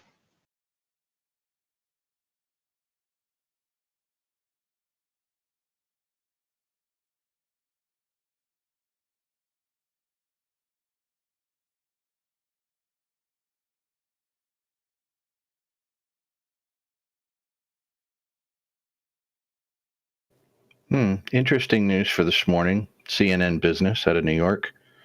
Toys R Us, which obviously we know what happened to Toys R Us, it went out of business. However, while it's out of business, it can still change hands. So True Kids Incorporated is what bought it in the liquidation sale.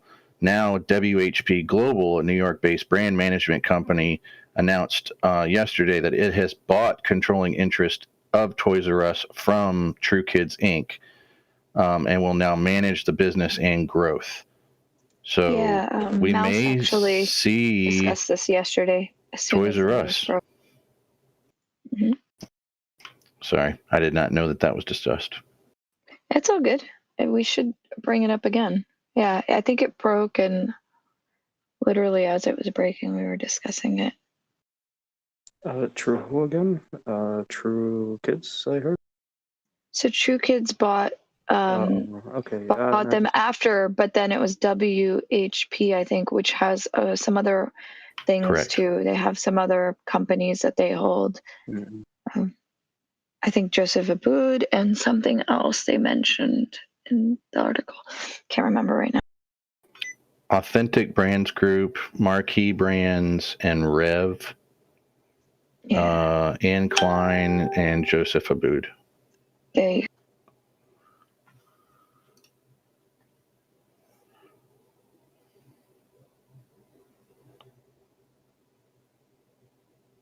Yeah, it looks like it's doing very similar to what it did yesterday morning, and they're going to try to bring this down.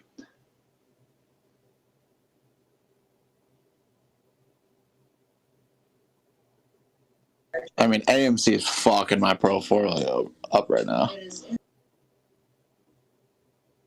It happens. Imagine if you were down like 33 million. It's not looking too bad if I just completely ignore GME. I have buy orders in though that I'm hoping fill.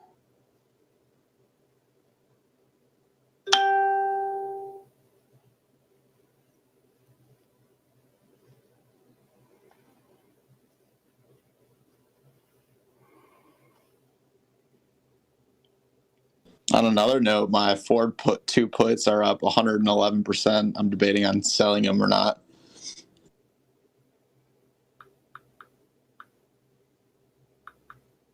Probably. I don't know. It's good to take profits.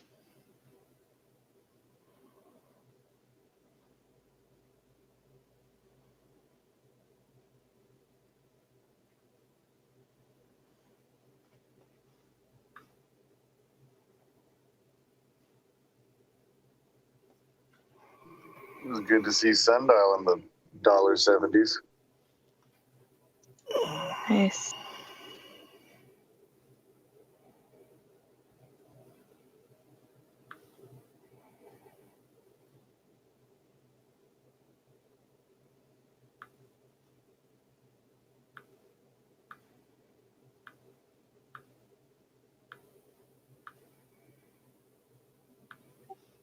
If anyone's following stockholderrights.com, the letter was delivered this morning to the GME board with 32,000 signatures.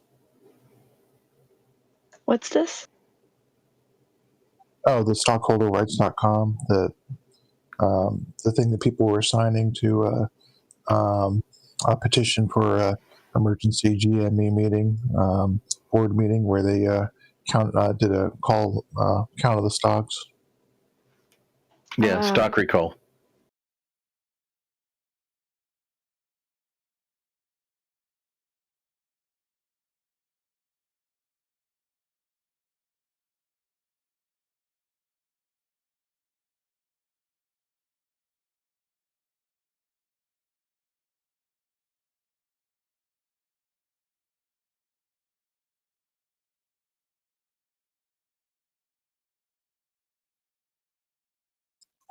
I went ahead and linked the update in general.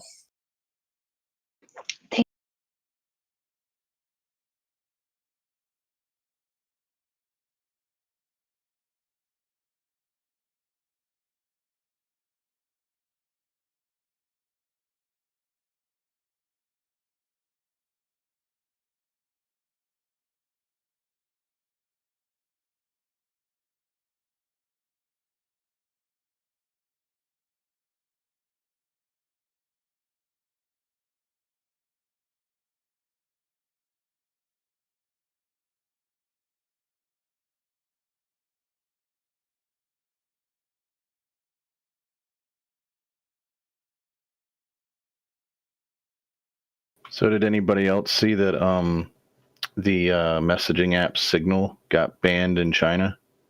Just makes me that much more happy I use it. Not surprised. I know, right?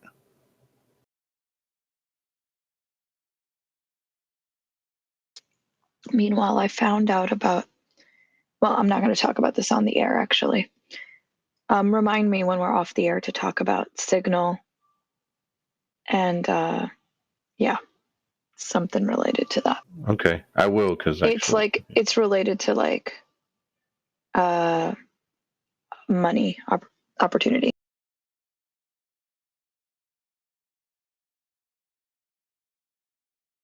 I got some info that's like related to Signal this weekend. Nice. Hey, can I throw a question your guys' way? I think I've already had it answered, but I just threw some money. You're not gonna like it, but I threw some money in my Robinhood, and I like this dip, but I'm confused still, sort of. If I buy a stock with my instant deposit money, is that a no no? No, you're fine. Because I got money in my bank account, it just has to clear for 5 days. I know. That's what I do all the time. It's fine. They give you $1,000 of free margin. They don't charge you interest on that. So Okay, but like once you accumulate like to 1,000, then it's no. no, they always give you $1,000 of free margin. Oh, it's just at one time. No, once your deposit clears, your margin clears. So then you can use that 1,000 again for an additional 1,000 if you have the money in your bank account. If you have a Robinhood Gold account, you can get up to 5,000 if you have the money in your bank account. Yep. Okay, thank you guys. I appreciate it. Yeah, if you go over the 1,000, that's when the interest starts accumulating. At a time. Okay.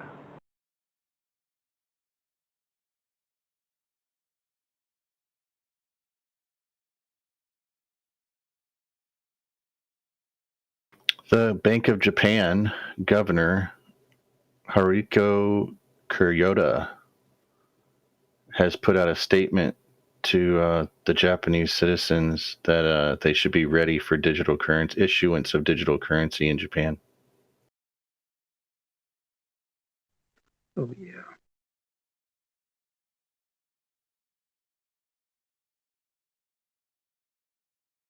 Said Japan's central bank has already completed the first experimental phase and will test the continued issuance and distribution of its CBDC, which is central bank digital currency. The issuance of CBDCs seems to be a race against time because in the eyes of many countries, owning a CBDC is instrumental in having control over the global markets.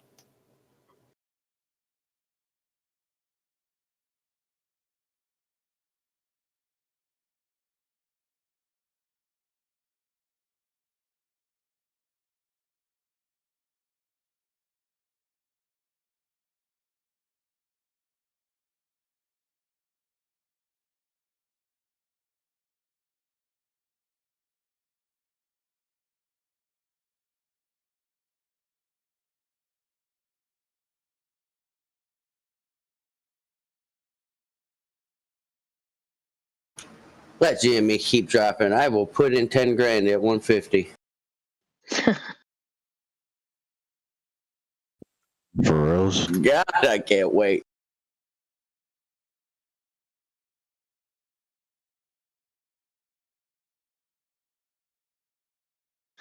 Yeah, They Key keep will playing post a all these price. games they want to keep playing. They're at a point right now to where everything they're just doing is so outrageously out there with their actions that it's a pressure point. You know, they're at that point to where they're backed up against the wall. Their hands are flying in the air because they have no idea what to do. They just keep putting band-aids on this and hoping that the FOMO will get everybody out. And guess what?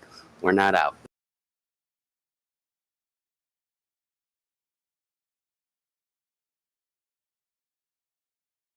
No, if only someone would pony up the money for a commercial to advertise that advice.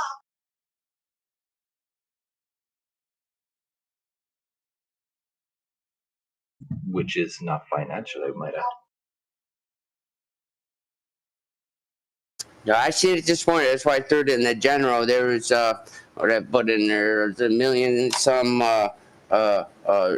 shorts of shares of GME were being taken out of ETF funds over there. The XRT dumped the same minute that GME dumped, so that just reiterates to me that they're borrowing shares.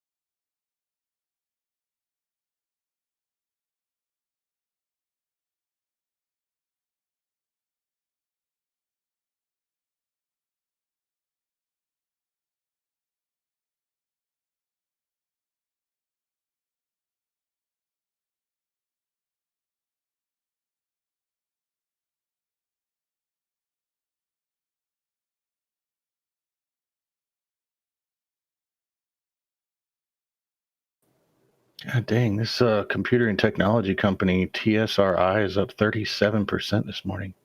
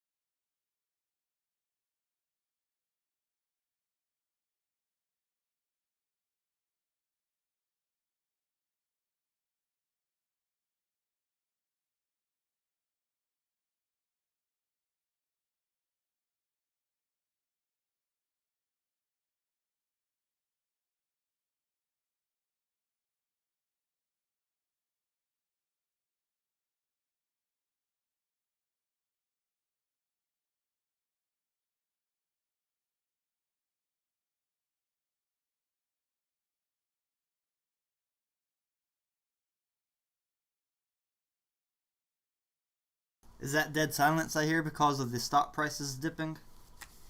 Oh, you know how it is, man. The relationship of your feelings in correlation to the highs and lows of the market time. You know how it goes. Kind of like my heart pressure when I eat barbecue and drink sweet tea. Yeah, right. Or when my wife yells at me all the time, I got a sick addiction to cichlids. Every time I eat a whole bag of cichlids, I look like I'm going into a cardiac arrest.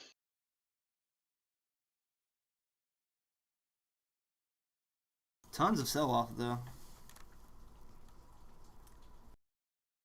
Yeah, like I said, And there was a major borrowing this morning. This is just a push on down. You look at it this way: $1,600 checks are coming tomorrow at an average price of $260. Imagine where it would be. So this is either just in a stipulation of a controlled burn, to where they're just making sure that the implied volatility is going to continue to line up to be able to spike this through the roof. Because again, I do believe the shorts want this as bad as we do.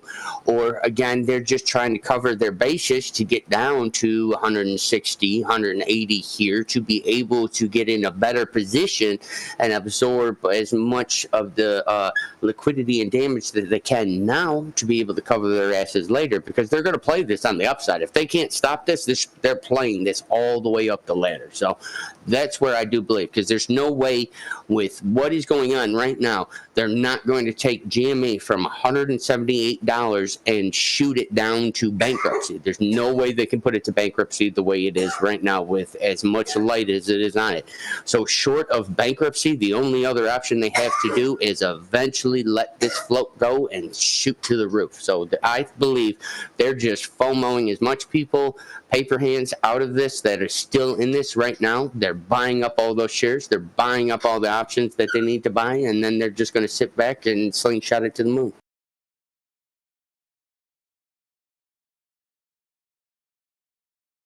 Yeah, I think tomorrow might be a crazy day.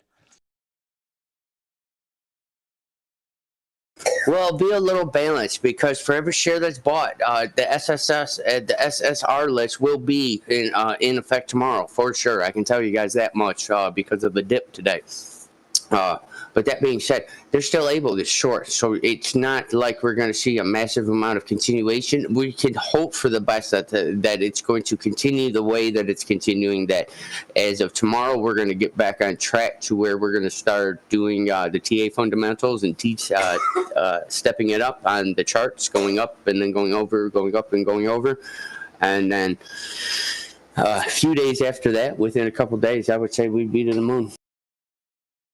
This wasn't going to happen without retail FOMO. So it's a very, I mean, if you want to look in the left field, dark corners of things, it's very, very wise how they would just all correlate this, hold this back, shut it down last Wednesday, prolong it up until retail has extra liquidity to be able to dump in stocks like this.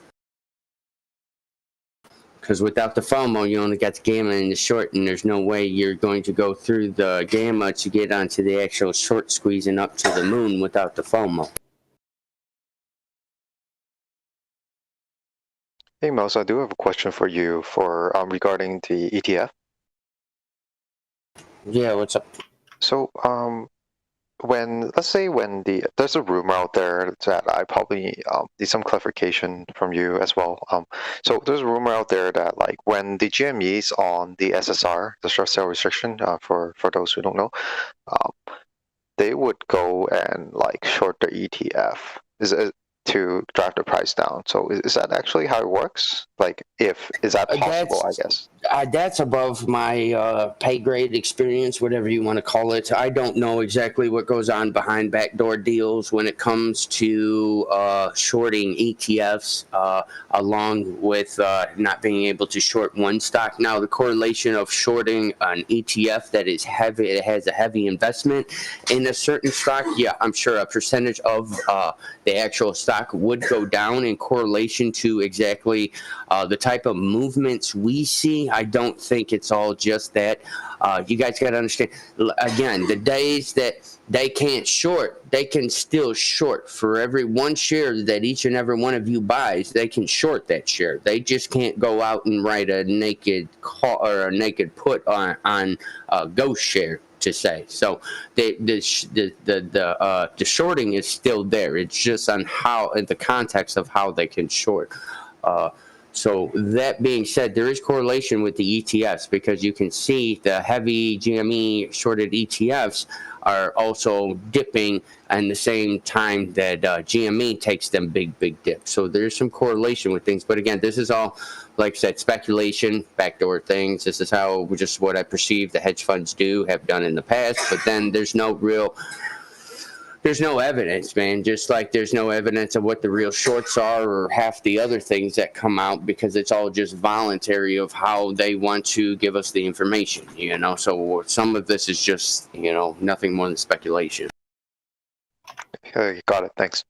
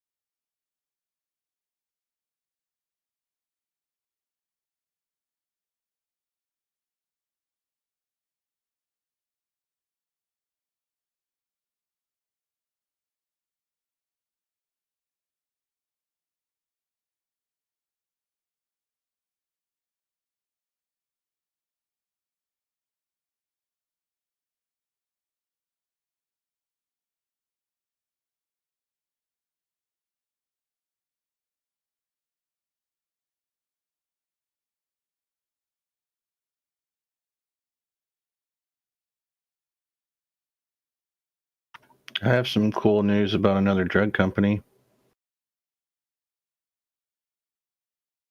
There's a company called Biogen Inc. Their ticker is BIIB. They're at plus 1% right now, but they're likely to win approval for their Alzheimer's drug called aducanum. They received every data point in phase 3 trial. Jefferies analyst Michael Yee thinks giving it a stock target price of $450, which would be a 71.3% premium to its previous close. It's currently trading right now at 263.05, and the analysts are saying that it could potentially go up to $450.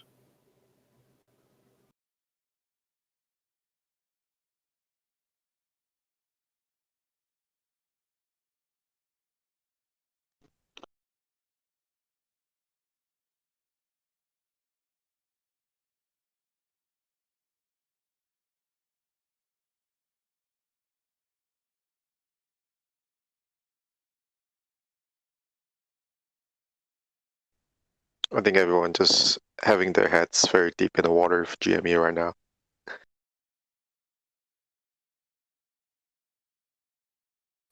Yeah, that's the only thing I'm So noticed. JC's rebounding.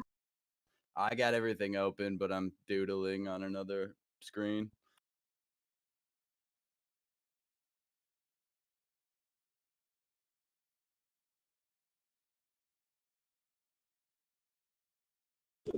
ended up averaging down though on AMC on this massive dip.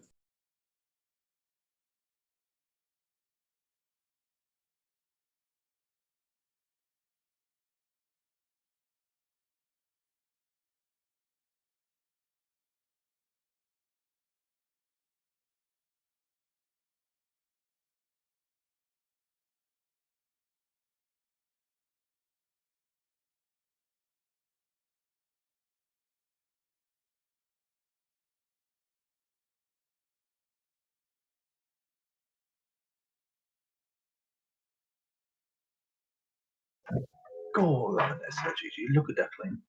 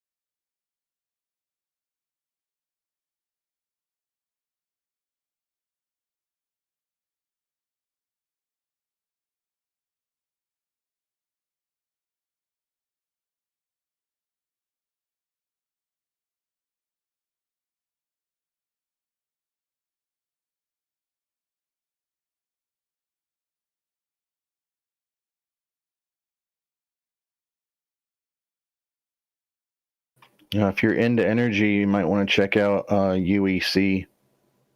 UEC.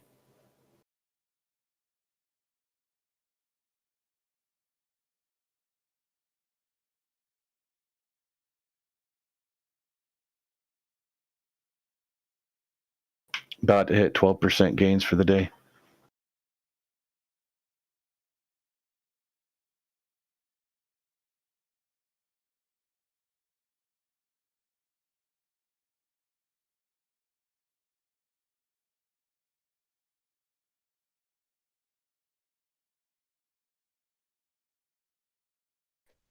Anybody know if GME could go lower than this?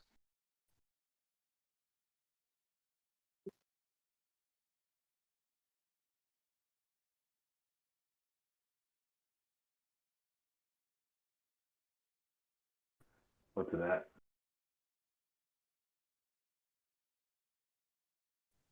175-ish.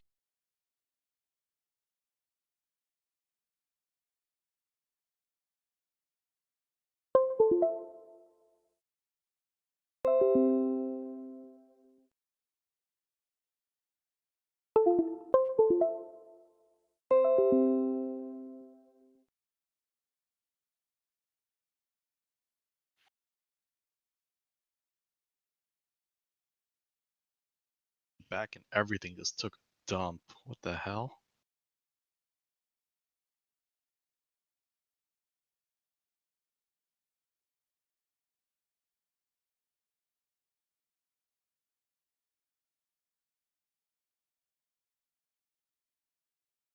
Is this the new 30 Thursday?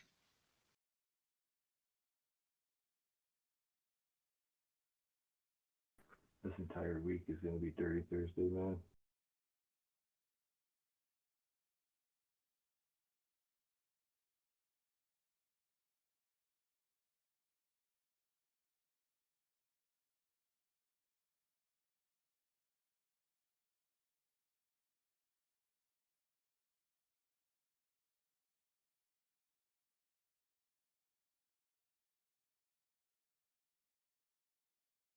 Wow, GameStop just jumped up $10 in like a half a second.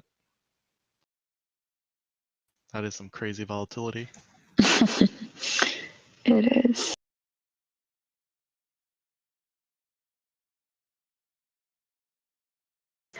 It's 7:30, 10:30. Dude, I'm so happy I got a torch yesterday and bought in. It dropped.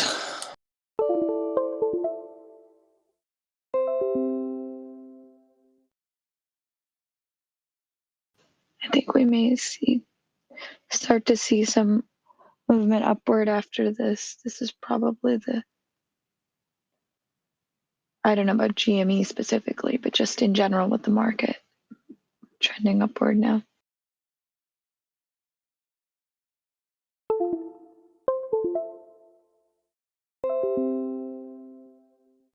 I wouldn't be surprised if GME closed around 160 today.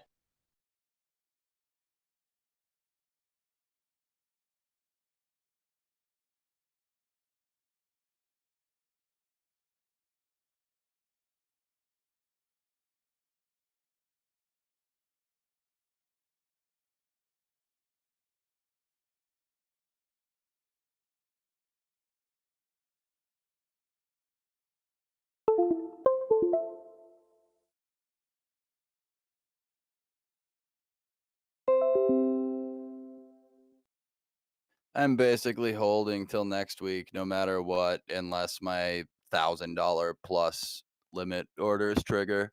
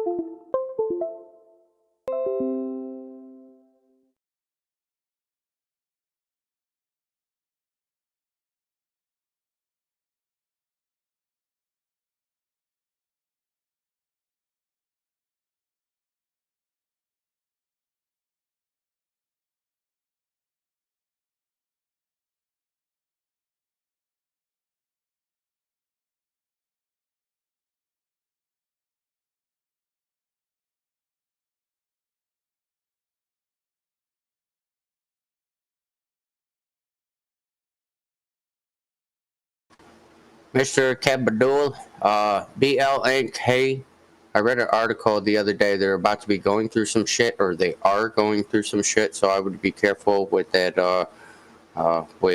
company right there. I'm not saying they're a bad company, but I'm just saying some things might be brought out into the limelight, actual news, and it might dip the price slightly. So wait to buy in if you're not in.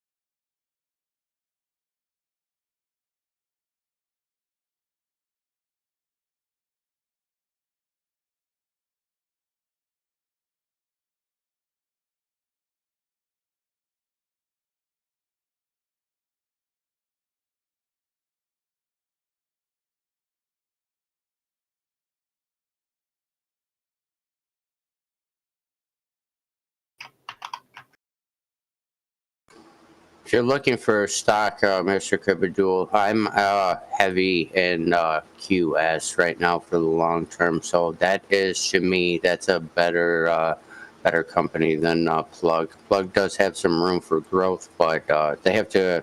It's gonna take a minute with them. QS is in a better state.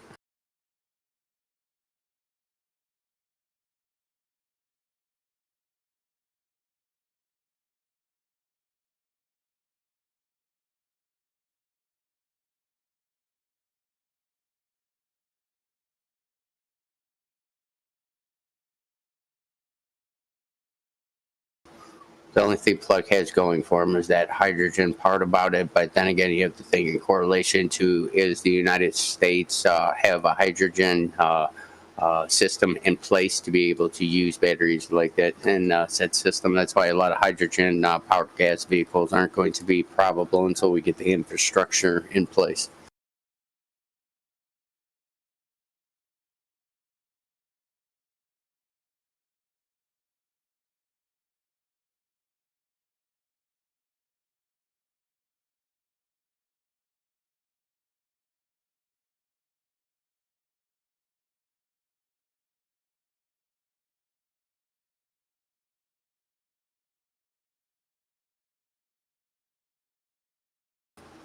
Yes, QuantumScape. I love QS. Yeah, they're good.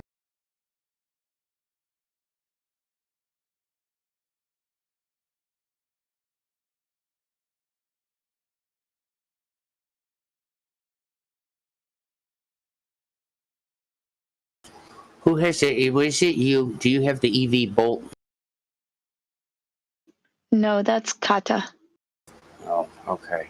So I just wanted to ask her about that because we got a new Tesla charging center over here.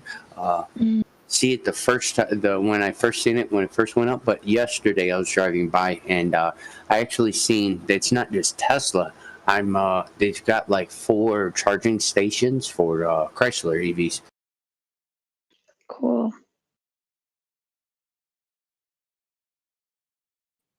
Yeah, I got an X3 this weekend.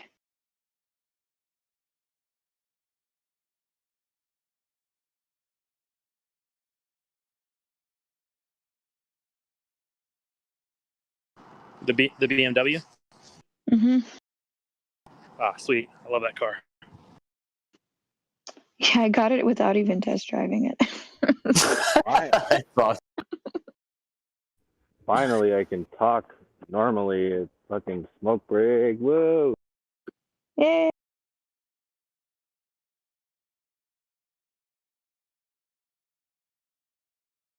What are you doing? Working? Yeah, I'm back to work now. What do you do for a living? I am a professional painter for CertaPro. Just like Jersey. Well, he doesn't work for CertaPro. That's his own business. Hey, cool. I was a union painter for a while. It's good work. Yeah, it's not bad. I don't mind it. Pays the bills. Pays pretty good for how basic. It's a pretty simple job. I mean, if you've got good hand-eye coordination.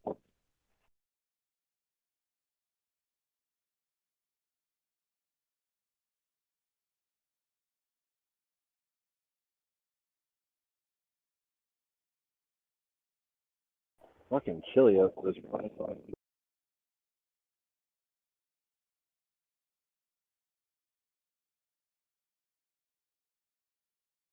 So what's GameStop at right now? Still 185, 175? 183, I think. Fuck, I'm tempted, but I think I'll wait. Yeah. I'll definitely buy if it's under 160. Yeah, I would. Looks like the trajectory is still downward. But I'm not gonna lie, I set a limit for 80.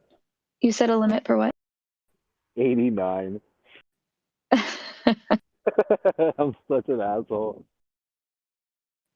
So good.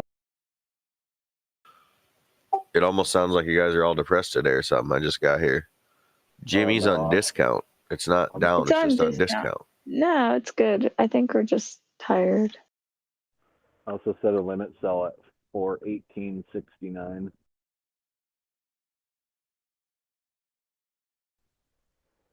A man can dream. Lattice is moving upward. Yay.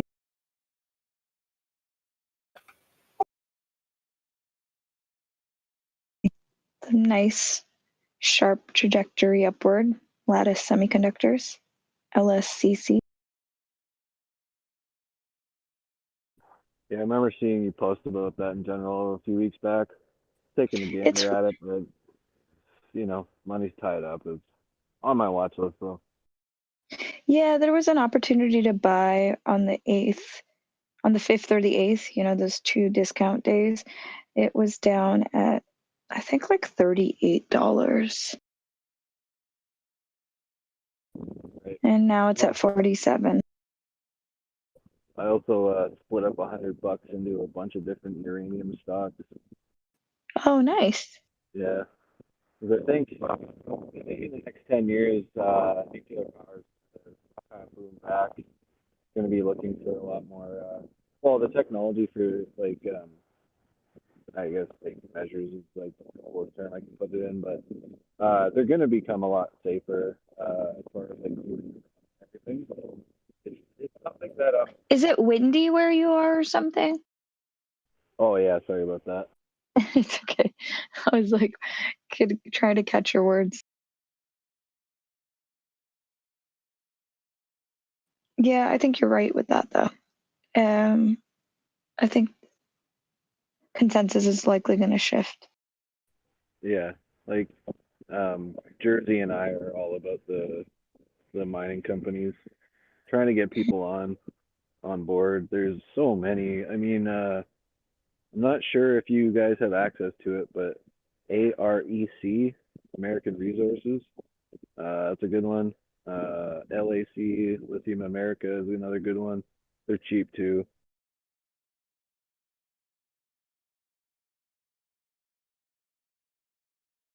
Also DNN, Denison. That's the big uranium play I'm working towards, and then I got a bunch of other stuff going on. Looking for more nickel mines though.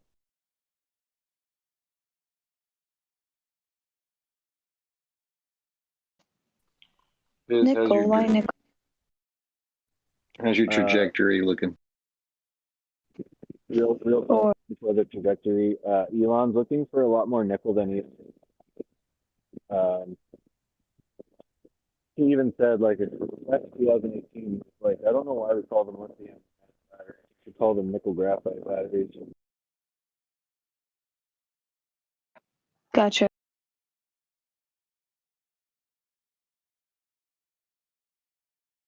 All right, back to work. What are you? It's time for To do Arnold. the job. I got to paint the doors. What are you doing? Do it. Do it now. I'm painting the doors and door frames. Okay, I gotta go.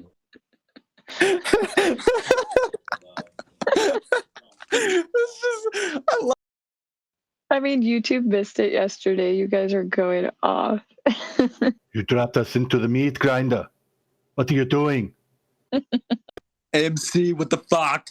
You have to take the color and make it another color. Now! God dang it. All you needed was propane.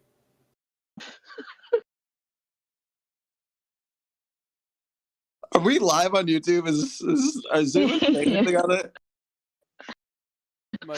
God dang it, Bobby. Of course we're live on YouTube. What are you talking about? I love it. God dang Bobby Axelrod. Good morning, everyone. The one, the only, the amazing, the immaculate Miko Blaze has entered the room, ladies and gentlemen. Get in the chopper. Get to the chopper. Did you hear us doing that? You were like, I gotta get on. Hey, dude, you gotta do Bernie, man. That was hilarious. Bernie. Yeah, it's do Bernie.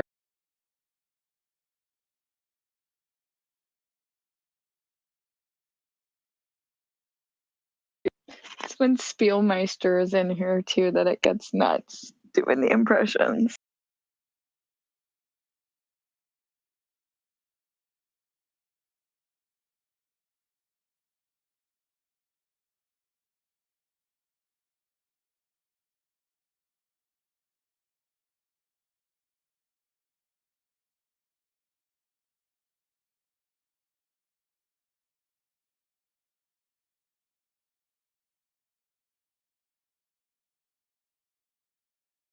Stupid, silly paper hands.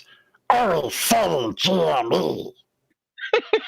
Too Wow. fucking Damn, that was good. Oh my God, is that my precious? It's precious. I love my GMC. I just had another cup of coffee. Y'all are getting me started. Yeah, we gotta keep it going. We gotta keep like this. Always making the stock drop. Silly, stupid paper hands. I'm trying to think of what accents I could even do to keep up with y'all.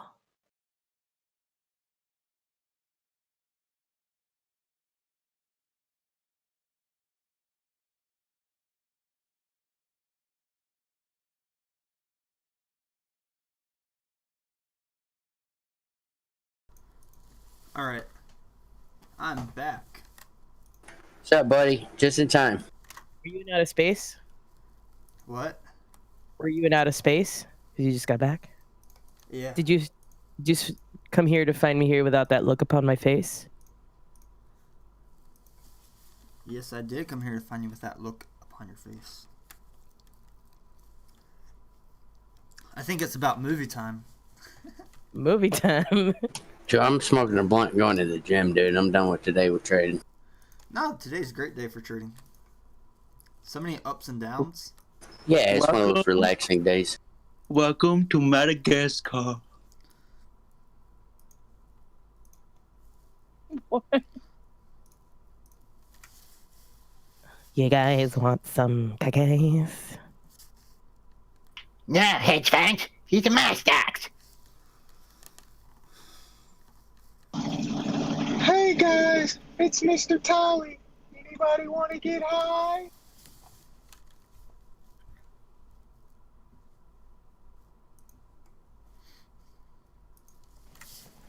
Oh, okay.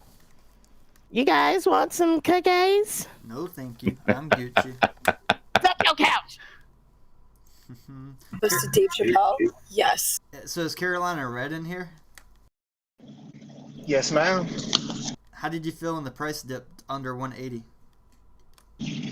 I mean, I stayed where I was at. I didn't FOMO or nothing like that, so I'm still good. I'm gonna just wait until tomorrow when if it dips again, you know, like you said, or it looked like it might dip lower, then I'll just buy in tomorrow. Today, I'm gonna just play it by ear, just keep my eye out on it. Hey, FISO, I mean, like, it pretty much did exactly what you and I said it was going to. It had all that price action and just rebounded. I sold out of yesterday, so I'm hoping that I can buy back into GME. Price action doesn't lie. Price action. It might go back up to 192 here.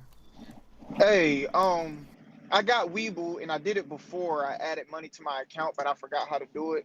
Where do I go to do it again?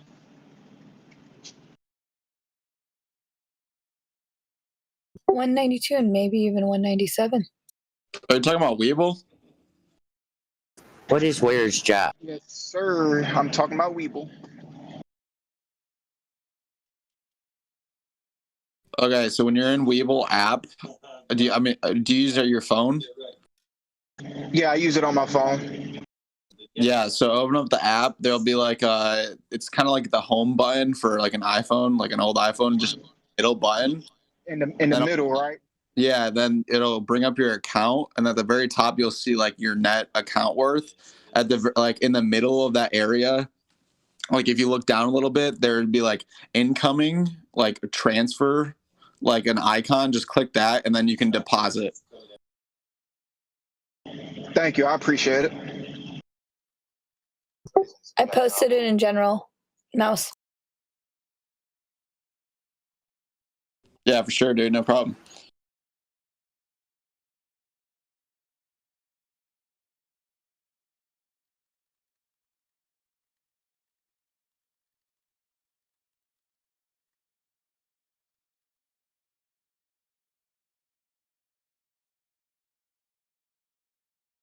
Thank you. Hey, that Funko stock is still doing good for me. Thanks for the heads up on that, Mouse.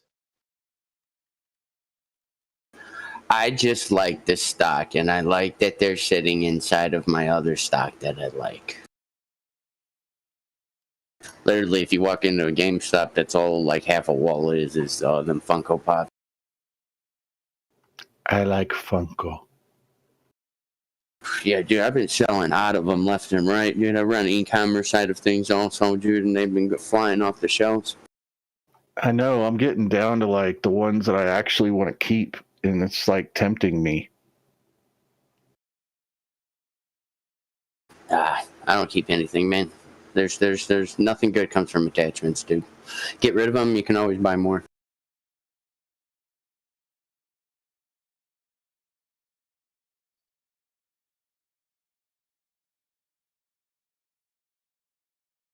Make sure y'all like that like button, YouTube. I'll sing in a minute, but I just hit the bong, so I need to cough for a second. I'll be right back. Or hit that dislike button if you're not happy with GameStop's price dropping. And go over to Direct Mouse Experience, subscribe, and I'll be putting videos on there the end of next month for you guys. Everything from financial to business to stock to spiritual balance and a lot of other shit. That doesn't really pop up when you search it or anything. Hold on, let me see if I can get you the link, Tame. I appreciate it. I have a link. It's on my About page. Oh, gotcha. It's funny, yesterday the people on YouTube voted. The majority voted that it would hit $250 pre-market. They were wrong. Yeah, I mean, we got heavy interest in like $250, $300 call option for Friday, so I can see Friday won't be back to like $250, $300, but again, dude, we don't want to go from 130 to, you know, $500, $600, $700, $800. I mean, we're going to burn out very, very quickly. So we just got to keep on stepping up like we were and continue to do that for a minute. So we just got to get back on track with that. Can I say shout out to Roadblocks? It's at $75 right now. Yep, Roblox is doing pretty well today. Surprisingly. Yep. I was excited about that when I woke up. CCIV at 32.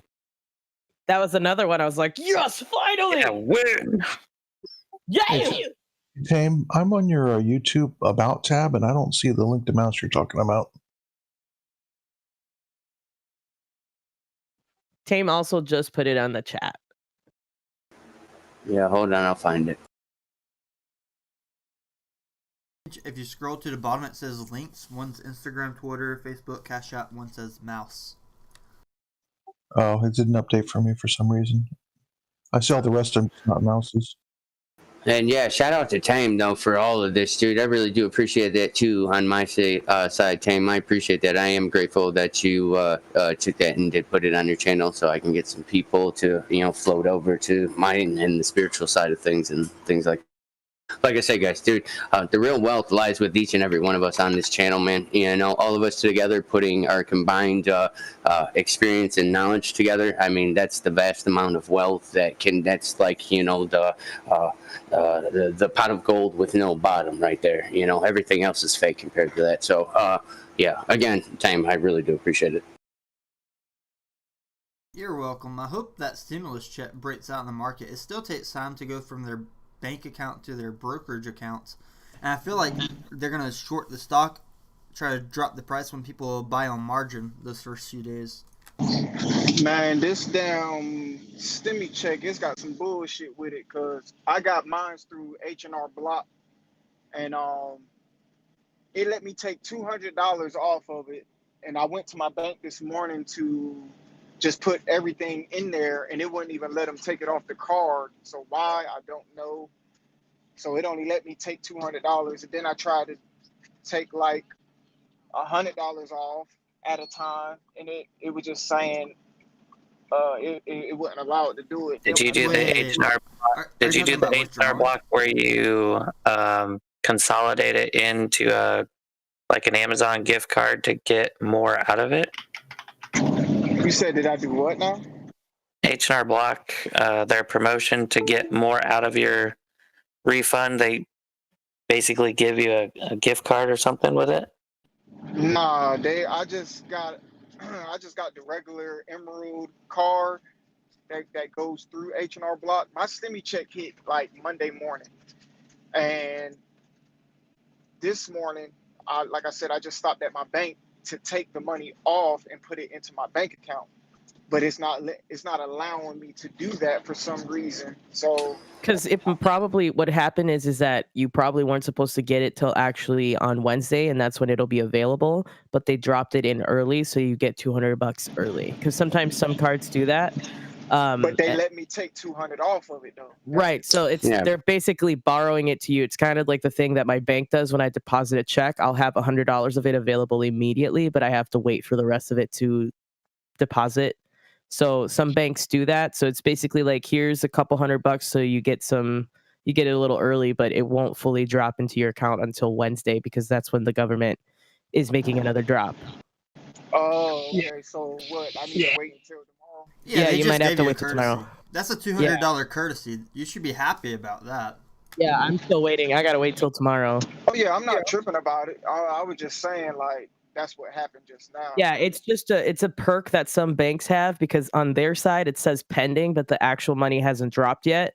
So they're basically like giving you a credit on it. They're like, oh, here you go. Here's $200 of it, because we know it's coming. Oh, okay, I got it. There's quite a few banks that do that. A couple of my guys that I work with, their banks do that even with just their normal paychecks. It's kind of, you have to clear first essentially, but they give you like $200 to hold you over. Dude, GameStop just tweeted. Nice.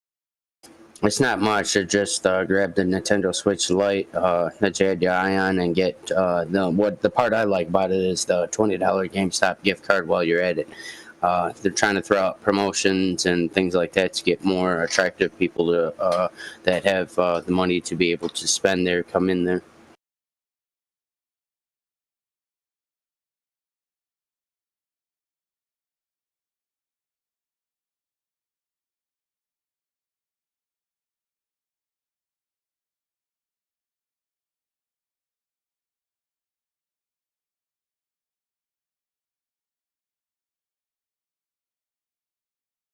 Do you think GameStop will drop lower? Because I want to buy back in, but I'm wondering if I should wait till it goes lower.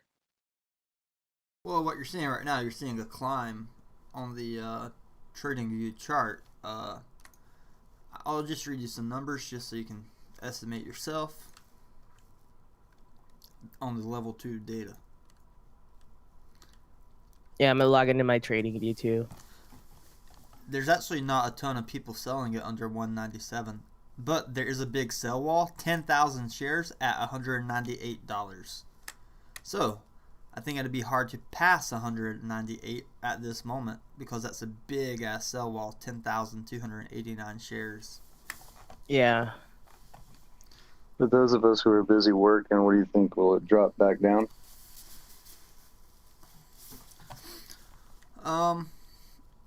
I think it could drop back down because the buy wall is very low, not even a few thousand before 185 again.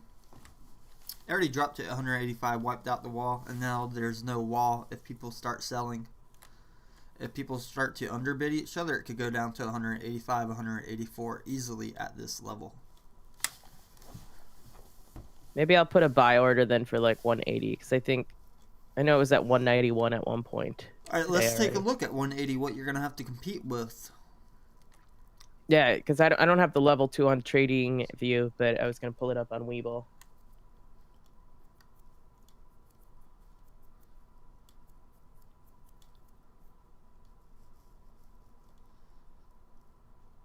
When I'm looking at level 2, that's like the order books, right? That's the section that information is located at.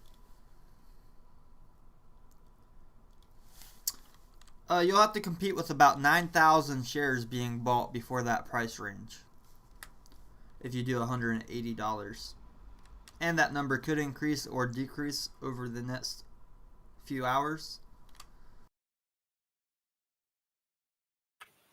You can do that, Miko. Just use that gig money. Yeah, I'm gonna buy back in right now. I'm just waiting for the lowest entry number.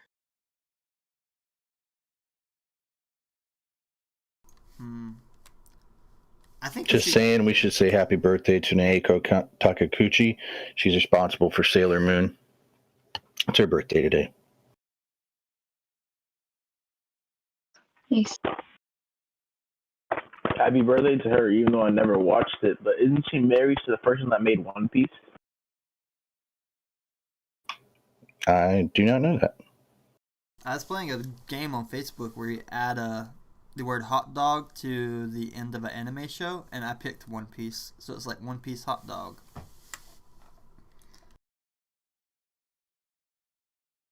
Is Roblox going to hit 77? That's over 6% profits from today. Oh god, GameStop hit 197? You gotta see if it goes through the... If it goes through this buy wall, sell wall of 10,000 shares at 198, it's going to rip all the way to 199. Yeah, it's gonna go. Yeah, I'm waiting. It's at 198 right now. So. There it goes, 199. If it rips this wall of 10,000, oh god, it ripped it. It ripped that 10,000. Oh my god, this is gonna fucking climb. Ground control to Major Tom. They just ripped through Hope like you all bought the 15,000 dip. shares. I did not, but I just bought at 200. That's what's up. You bought 200. It still has room to fall back down, but man, they ate 15,000 shares like nothing right there. Yeah. I mean, this is where you know whether it's going or not. So. It's doing it I for don't me. know. Trying to save my 350 calls on the 19. 100%.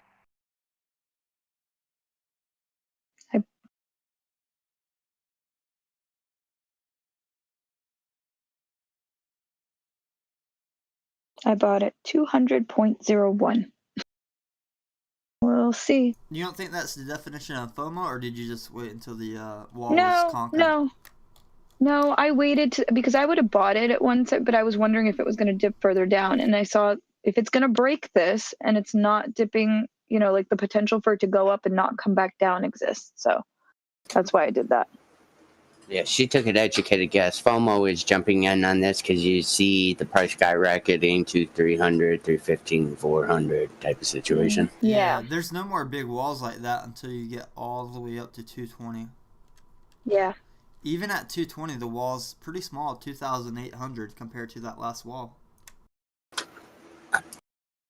No, not definition of FOMO. It's literally me trying to not have to pay more because I was holding on to that money and watching it.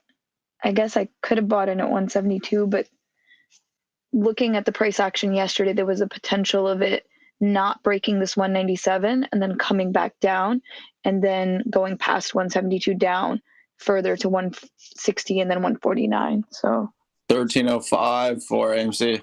Yeah, but still today the price it could still go under 185 with all the people I have selling. more capital to buy more if I want to.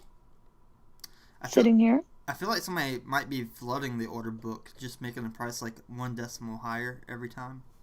I only bought 2 shares. It's not that much. 9. Nice. Yeah. Just watch on the 5 and 15 from here on out for the consolidation and the floors. I only watch on the 15. That's what everything's on the 15, and then I say on 15 and 30, but I will pop back into the 5 minute just to take a look at what's going on there with the candles from the MACD to the RSI, and then I'll judge that against the 30. And then once I see those two markers of where the 5 and 30 is, then I go back to the 15 where I'm normally at most of the time, and that will give me an overall better adjustment That's of the what's going on. way. And you got to see how the moving average is matching up between all of those. Yep. See, we're at 205 now. This I think. We're on the way up. Yeah, if it breaks 260 this plus. 210 and then goes. Yeah, we're back in. I think it's somewhere in between 260 to, we'll just say north of 260 by the end of the Yeah, day. it's going to be around 256. 260 is the last bit where we were getting pushed down. I misunderstood you earlier, Carolina. Did you buy or did you wait? I brought it when it was down to like 180 something. All right, that's great. That's great. Yeah, when you said that it could dip again, I was doing like old girl. I was just gonna wait and see if it broke that 172 mark, but it didn't go down. And then I was waiting to see if it was gonna break that 200 mark. Now that I see that it's just shooting past it, I'm gonna just wait, just in case. Yeah, I bought in at 203 because I was like, I was about to buy on the dip, and then it just like, boom, went up, and I was like, fuck. So I did buy in at 203. It's a little higher than I wanted, but I just wanted to get in. Get in, get Yeah, out. it's moving past this. Can I get a whole yeah? Oh yeah. Yes, Daddy. No. Yes, Daddy. Oh yeah. Oh yeah. Yes, Daddy. Guys, what are you doing? Holy shit! It does not sound like socks. That was You dead guys- on pink guy, dude. That's. Oh yeah. Oh, the order book is great right now, but there's. I mean, a lot selling for $209. Let's see if it burns through it. If it don't, people underbidding now, $208. Yeah.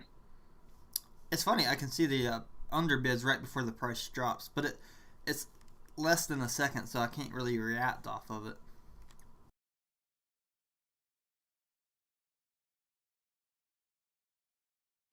What are the buys looking like? 208, 207, 207, 207, 206. Well, there's a 1,600 buy order at $206.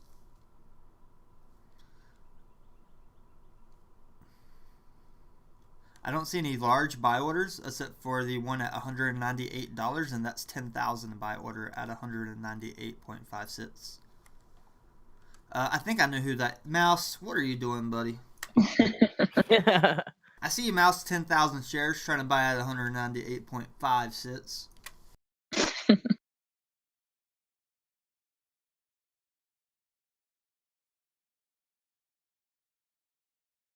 Mouse trying to secure the cheese for us.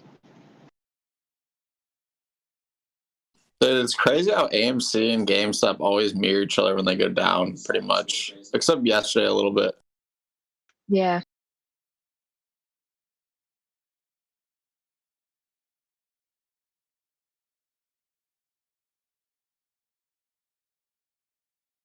But, yeah.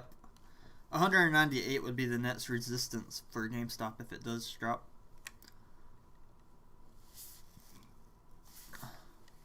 But the 10,000, they could just withdraw that and drop it lower if they see the price dropping too fast. I want to see like a 50,000 somewhere. I don't see a 50,000 in this order book anywhere. And let me check what's happening at the $800 mark. I don't even think this order book has an $800 mark.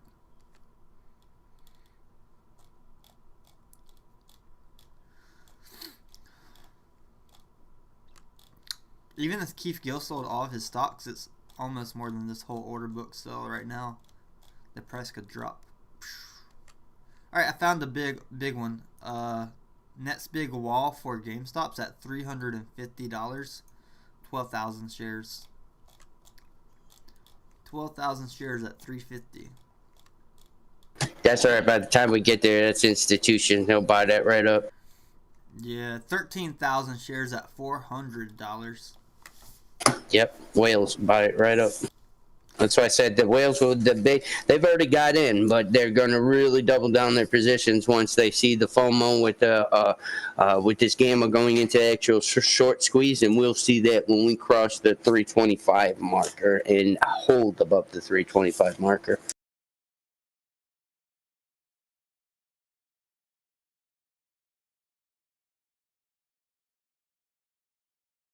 Okay, for the guy that said something about Blink earlier, I do have something in my notes I'm looking at right now. I just kind of skimmed through. So the reason maybe you did bring that up is not just on the investing standpoint.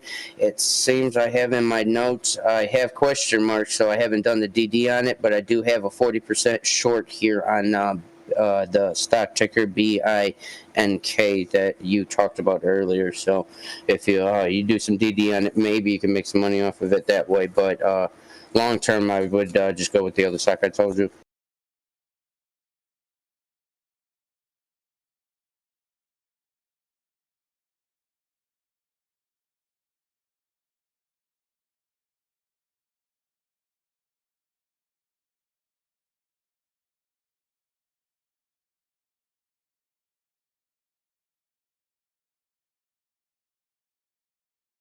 Looks like it's about to cross on the 15.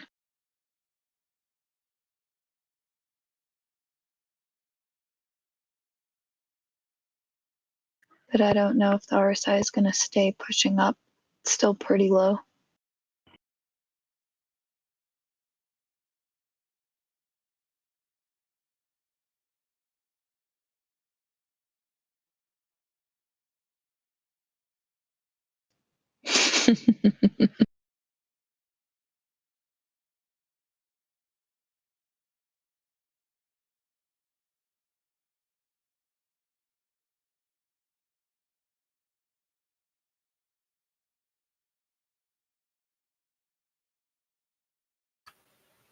Dummuck in July, when the cell walls failed.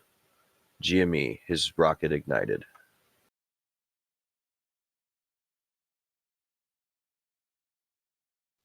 I like it. It's still in the red overall today from yesterday, but if these whales buy up like they did, like who bought? What was that? Was it 198? They probably consolidated, sold their shares at 205, 207 because that was quick profits.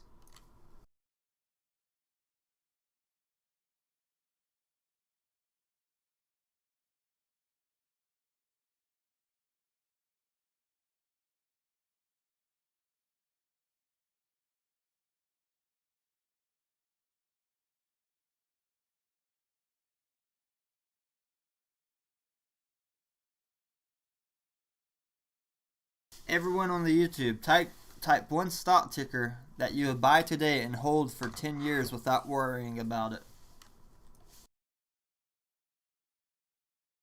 God, please let Doge become a stock ticker as well. That would be amazing. Sundial.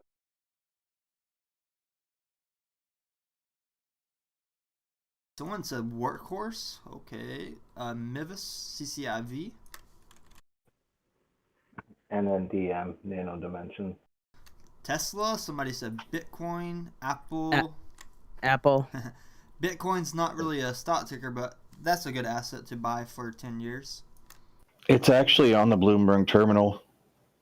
Bitcoin, Cardano, and Ethereum but it's are not a all stock. on the terminal. It's not, but it is on the terminal.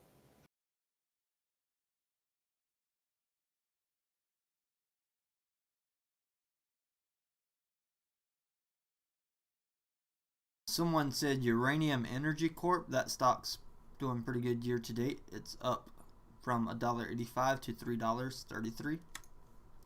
Yeah, that's the one I mentioned this morning. UEC. Yep. Are you Jim Coach on YouTube, or is that somebody else mentioning it as well? Oh, I don't know. No, I'm what? Thank you for the great question. I don't know. What? No, it's up 22% this morning. Yeah, Walmart. arc. Nobody mentioned Kathy Wood's arc though. So They're beating her up in the media, man. There was a nasty hit piece yesterday. Oh yeah, they find out about her lover. No, they didn't mention anything about that. They were just saying how she's having a terrible month after month, and has she lost her luster is like the exact. I quit reading after that. I was just like, God, you guys they just love doing hit pieces on her, man. This is satire, but in the bedroom the other day, she did not lose her luster. It was there.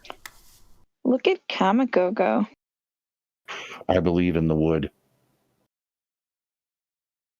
Someone would buy GameStop today and wait 10 years. Oh my, that's brave.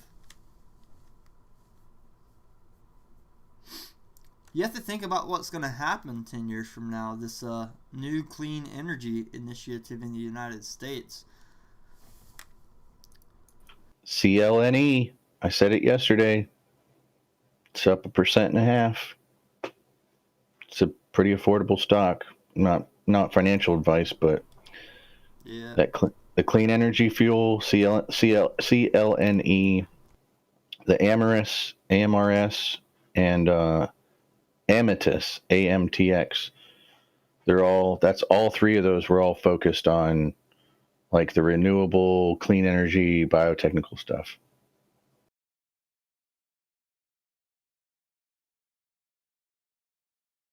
What was this Ryan Cohen tweet? Why do he tweet a cowboy pooping on the toilet on March 11th?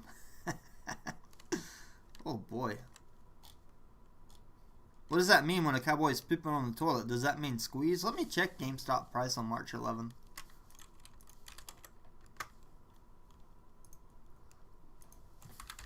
That's from Dumb and Dumber.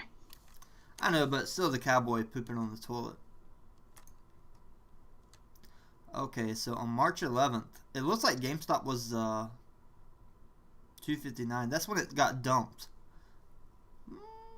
March 10th, the highest price GameStop's been for the whole month. March 11th, it starts getting dumped. And Ryan Cohen's tweet is a cowboy taking a dump on a toilet. I'm glad his tweets are easy to filter through. Some people have very elaborate tweets. That's the whole fun of it, man. It's trying to figure it out. A lot of people saying Apple, they want to hold Apple for 10 years. Whew. I like it. Yeah, I'm gonna have more in my portfolio also. I'll probably reevaluate them after maybe 2.5 to 5 years, but I would at least hold for 5 with Apple. I mean, with their new I'm cars on coming board out too. 100% on that. Well, and the glasses too. The glasses are right around the corner. Anybody else in Westport? I think they're having their earnings call right now. Or they were. Starting at 8. No, I'm not in Westport, but there was an investor that recommended Westport a while back. I put it last night in the tickers. He mentioned it really dirt cheap. Yeah, I think we had talked about it a long time ago, Westport. That's when I was in it. Wait a minute, you can play options with Roblox today? Maybe. Did anyone else notice this? Yes, you can. Options are open. Holy shit. Westport. Remember, Westport was the one where Amazon bought the 1,000 engines to convert those trucks. Yeah, so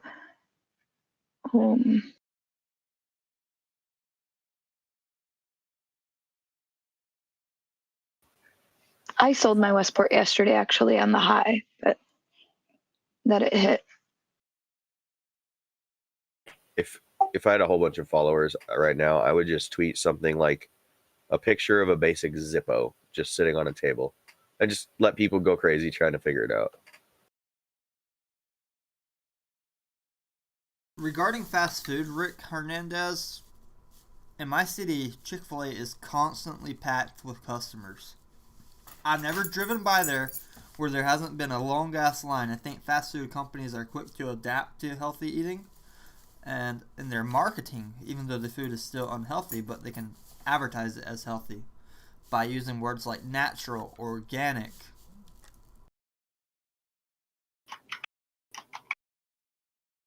At least you have a Chick-fil-A in your city.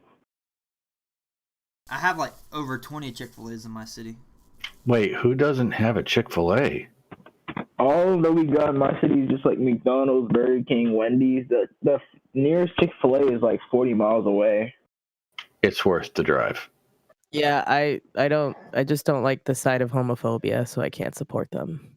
But that's just my opinion. They are honestly not very close anywhere near me either. Damn. Yeah, I gotta drive like 30 minutes to get to one. Same here. My town doesn't have one, but 20 minutes, 30 minutes away, both directions, north and south. There's one going south and probably like two going north. I like the food. They're all super clean, but I'm with Miko on this one. Dude, their breakfast is gas. If half the fast food companies followed their business model as far as productivity and speed through the drive-through, fast food would be going through the moon right now. Like every time we go there, it's nothing but like smile. Like those people are so happy to work there. It's like they're on drugs. Seriously, it's kind of crazy. I mean, dude, I'm jealous. I see the videos of Chick-fil-A. People go there every day. It seems so refreshing. My sister used to work there, and she actually quit because she hated that they would make her pray before her shift. Did they really do Yeah. that? Yeah. No way, that's crazy. They're all closed on Sunday. No, The prayer thing is encouraged, not forced. If it's forced, then they could have an easy win lawsuit on their hand. Yeah, that's what I was thinking. I was like, that's not right. Yeah, encouraged in quotes though.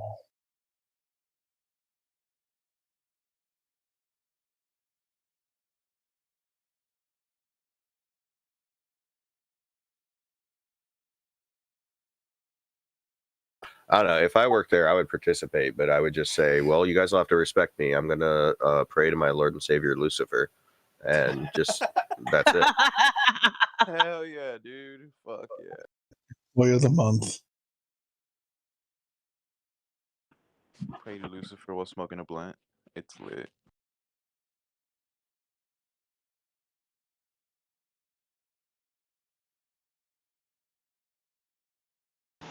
On a side note, Zaxby's chicken sandwich they just came out with is freaking baller.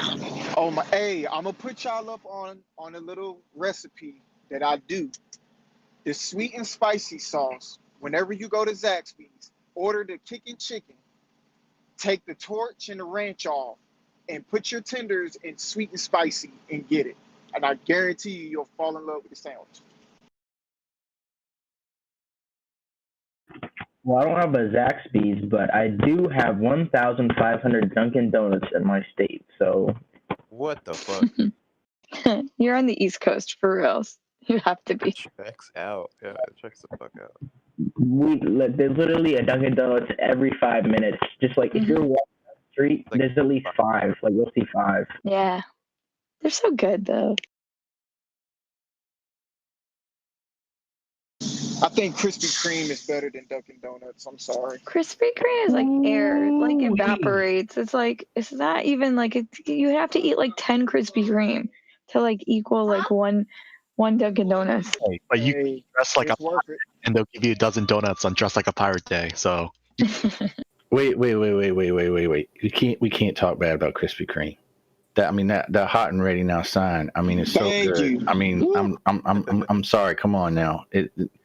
Don't get me wrong. San Francisco has some amazing gourmet donut shops. Oh yeah. Now I'm all about that too, but I'm just saying for regular Local. glazed, like that hot and ready sign. Every time I see it, I don't care what I'm doing. I'm like, I'm gonna be 5 minutes late, y'all, but I'm gonna bring y'all treats. It's like sex in a box. You guys are killing me here. I do agree with you on that. Krispy Kreme is dank when I was living up in Michigan with the hot and ready sign. Yeah, especially after you just smoke some. You just so happen to pass when it says hot and ready. I guarantee you're gonna pull right in there. But that doesn't be gone so fast. You thought you got one. Right. You guys suck so much. You know I can't get to no damn Krispy Kreme or Dunkin' Donuts around her. I'm like, oh, I'm salivating right now thinking about donuts, you guys. And I'm a diabetic. And I'm a diabetic. Oh yeah. Okay. I'm sorry. Weird that I don't like. I just want to eat a donut now. You ever get those weird the fancy donut shops like Federal Chicken? I've never been to that, but I know what you're talking about. Yeah, Federal Chicken has like weird or has pretty good like fried chicken, but like they're known for the like gourmet donuts. Made no sense. Friendly reminder, I posted in general just now. That's a thing that actually really happened. Oh, good, you'll suck dick. Wow.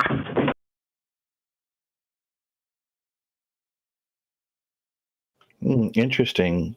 On my RSS feed, Samsung and MasterCard are teaming up with a credit card that has a fingerprint scanner in it. That's cool. I mean, yeah, but at the same time, I'm kind of like, what's the point of NFC? If we have NFC, why do we have to have a credit card with a fingerprint scanner? But I still think it's cool. I want one. Take my money. What if they chop your finger off? What would you gonna do there? I want one. Take my money. That's an awesome line. I love it.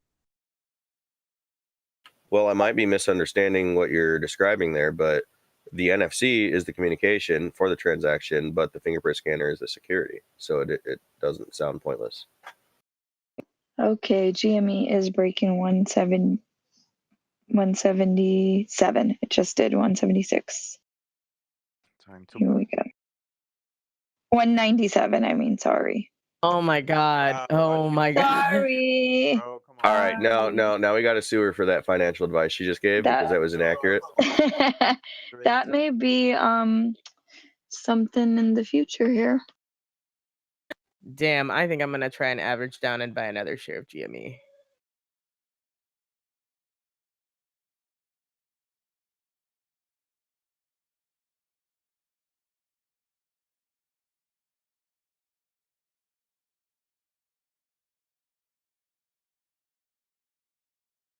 The moment Starleak is publicly tradable, I'm like, shut up and take my money.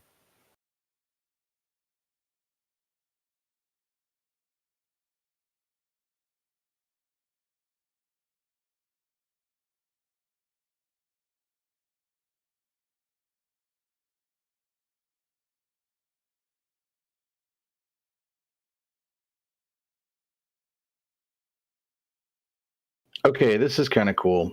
So basically, the biometric on the card, what it's specifically used for, so that way you don't have to use your PIN. Like you simply scan your finger or thumb over the reader, and that acts as your verification, and that's it. What if you don't have fingers or thumbs because you work in a factory with sawmills? Well, I guess this probably wouldn't be for you. How are you still working at the factory with sawmills?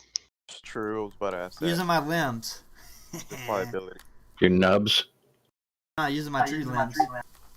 I would hope the card has enough memory to program multiple fingerprints because I give my card to my family, give it to my son to run up to the convenience store and buy stuff. So that would be a problem. God, what would you do if your son went and bought a lot of GameStop with that card? I would cry with tears of approval and be so proud. Hope they're tears of joy.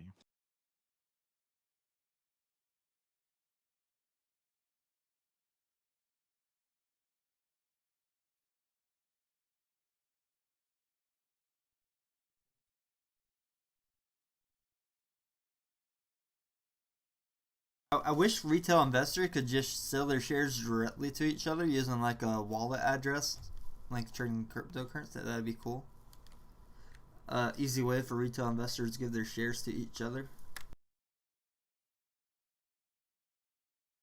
Like I would rather trade shares to avoid taxes than sell the shares and buy the shares from strangers.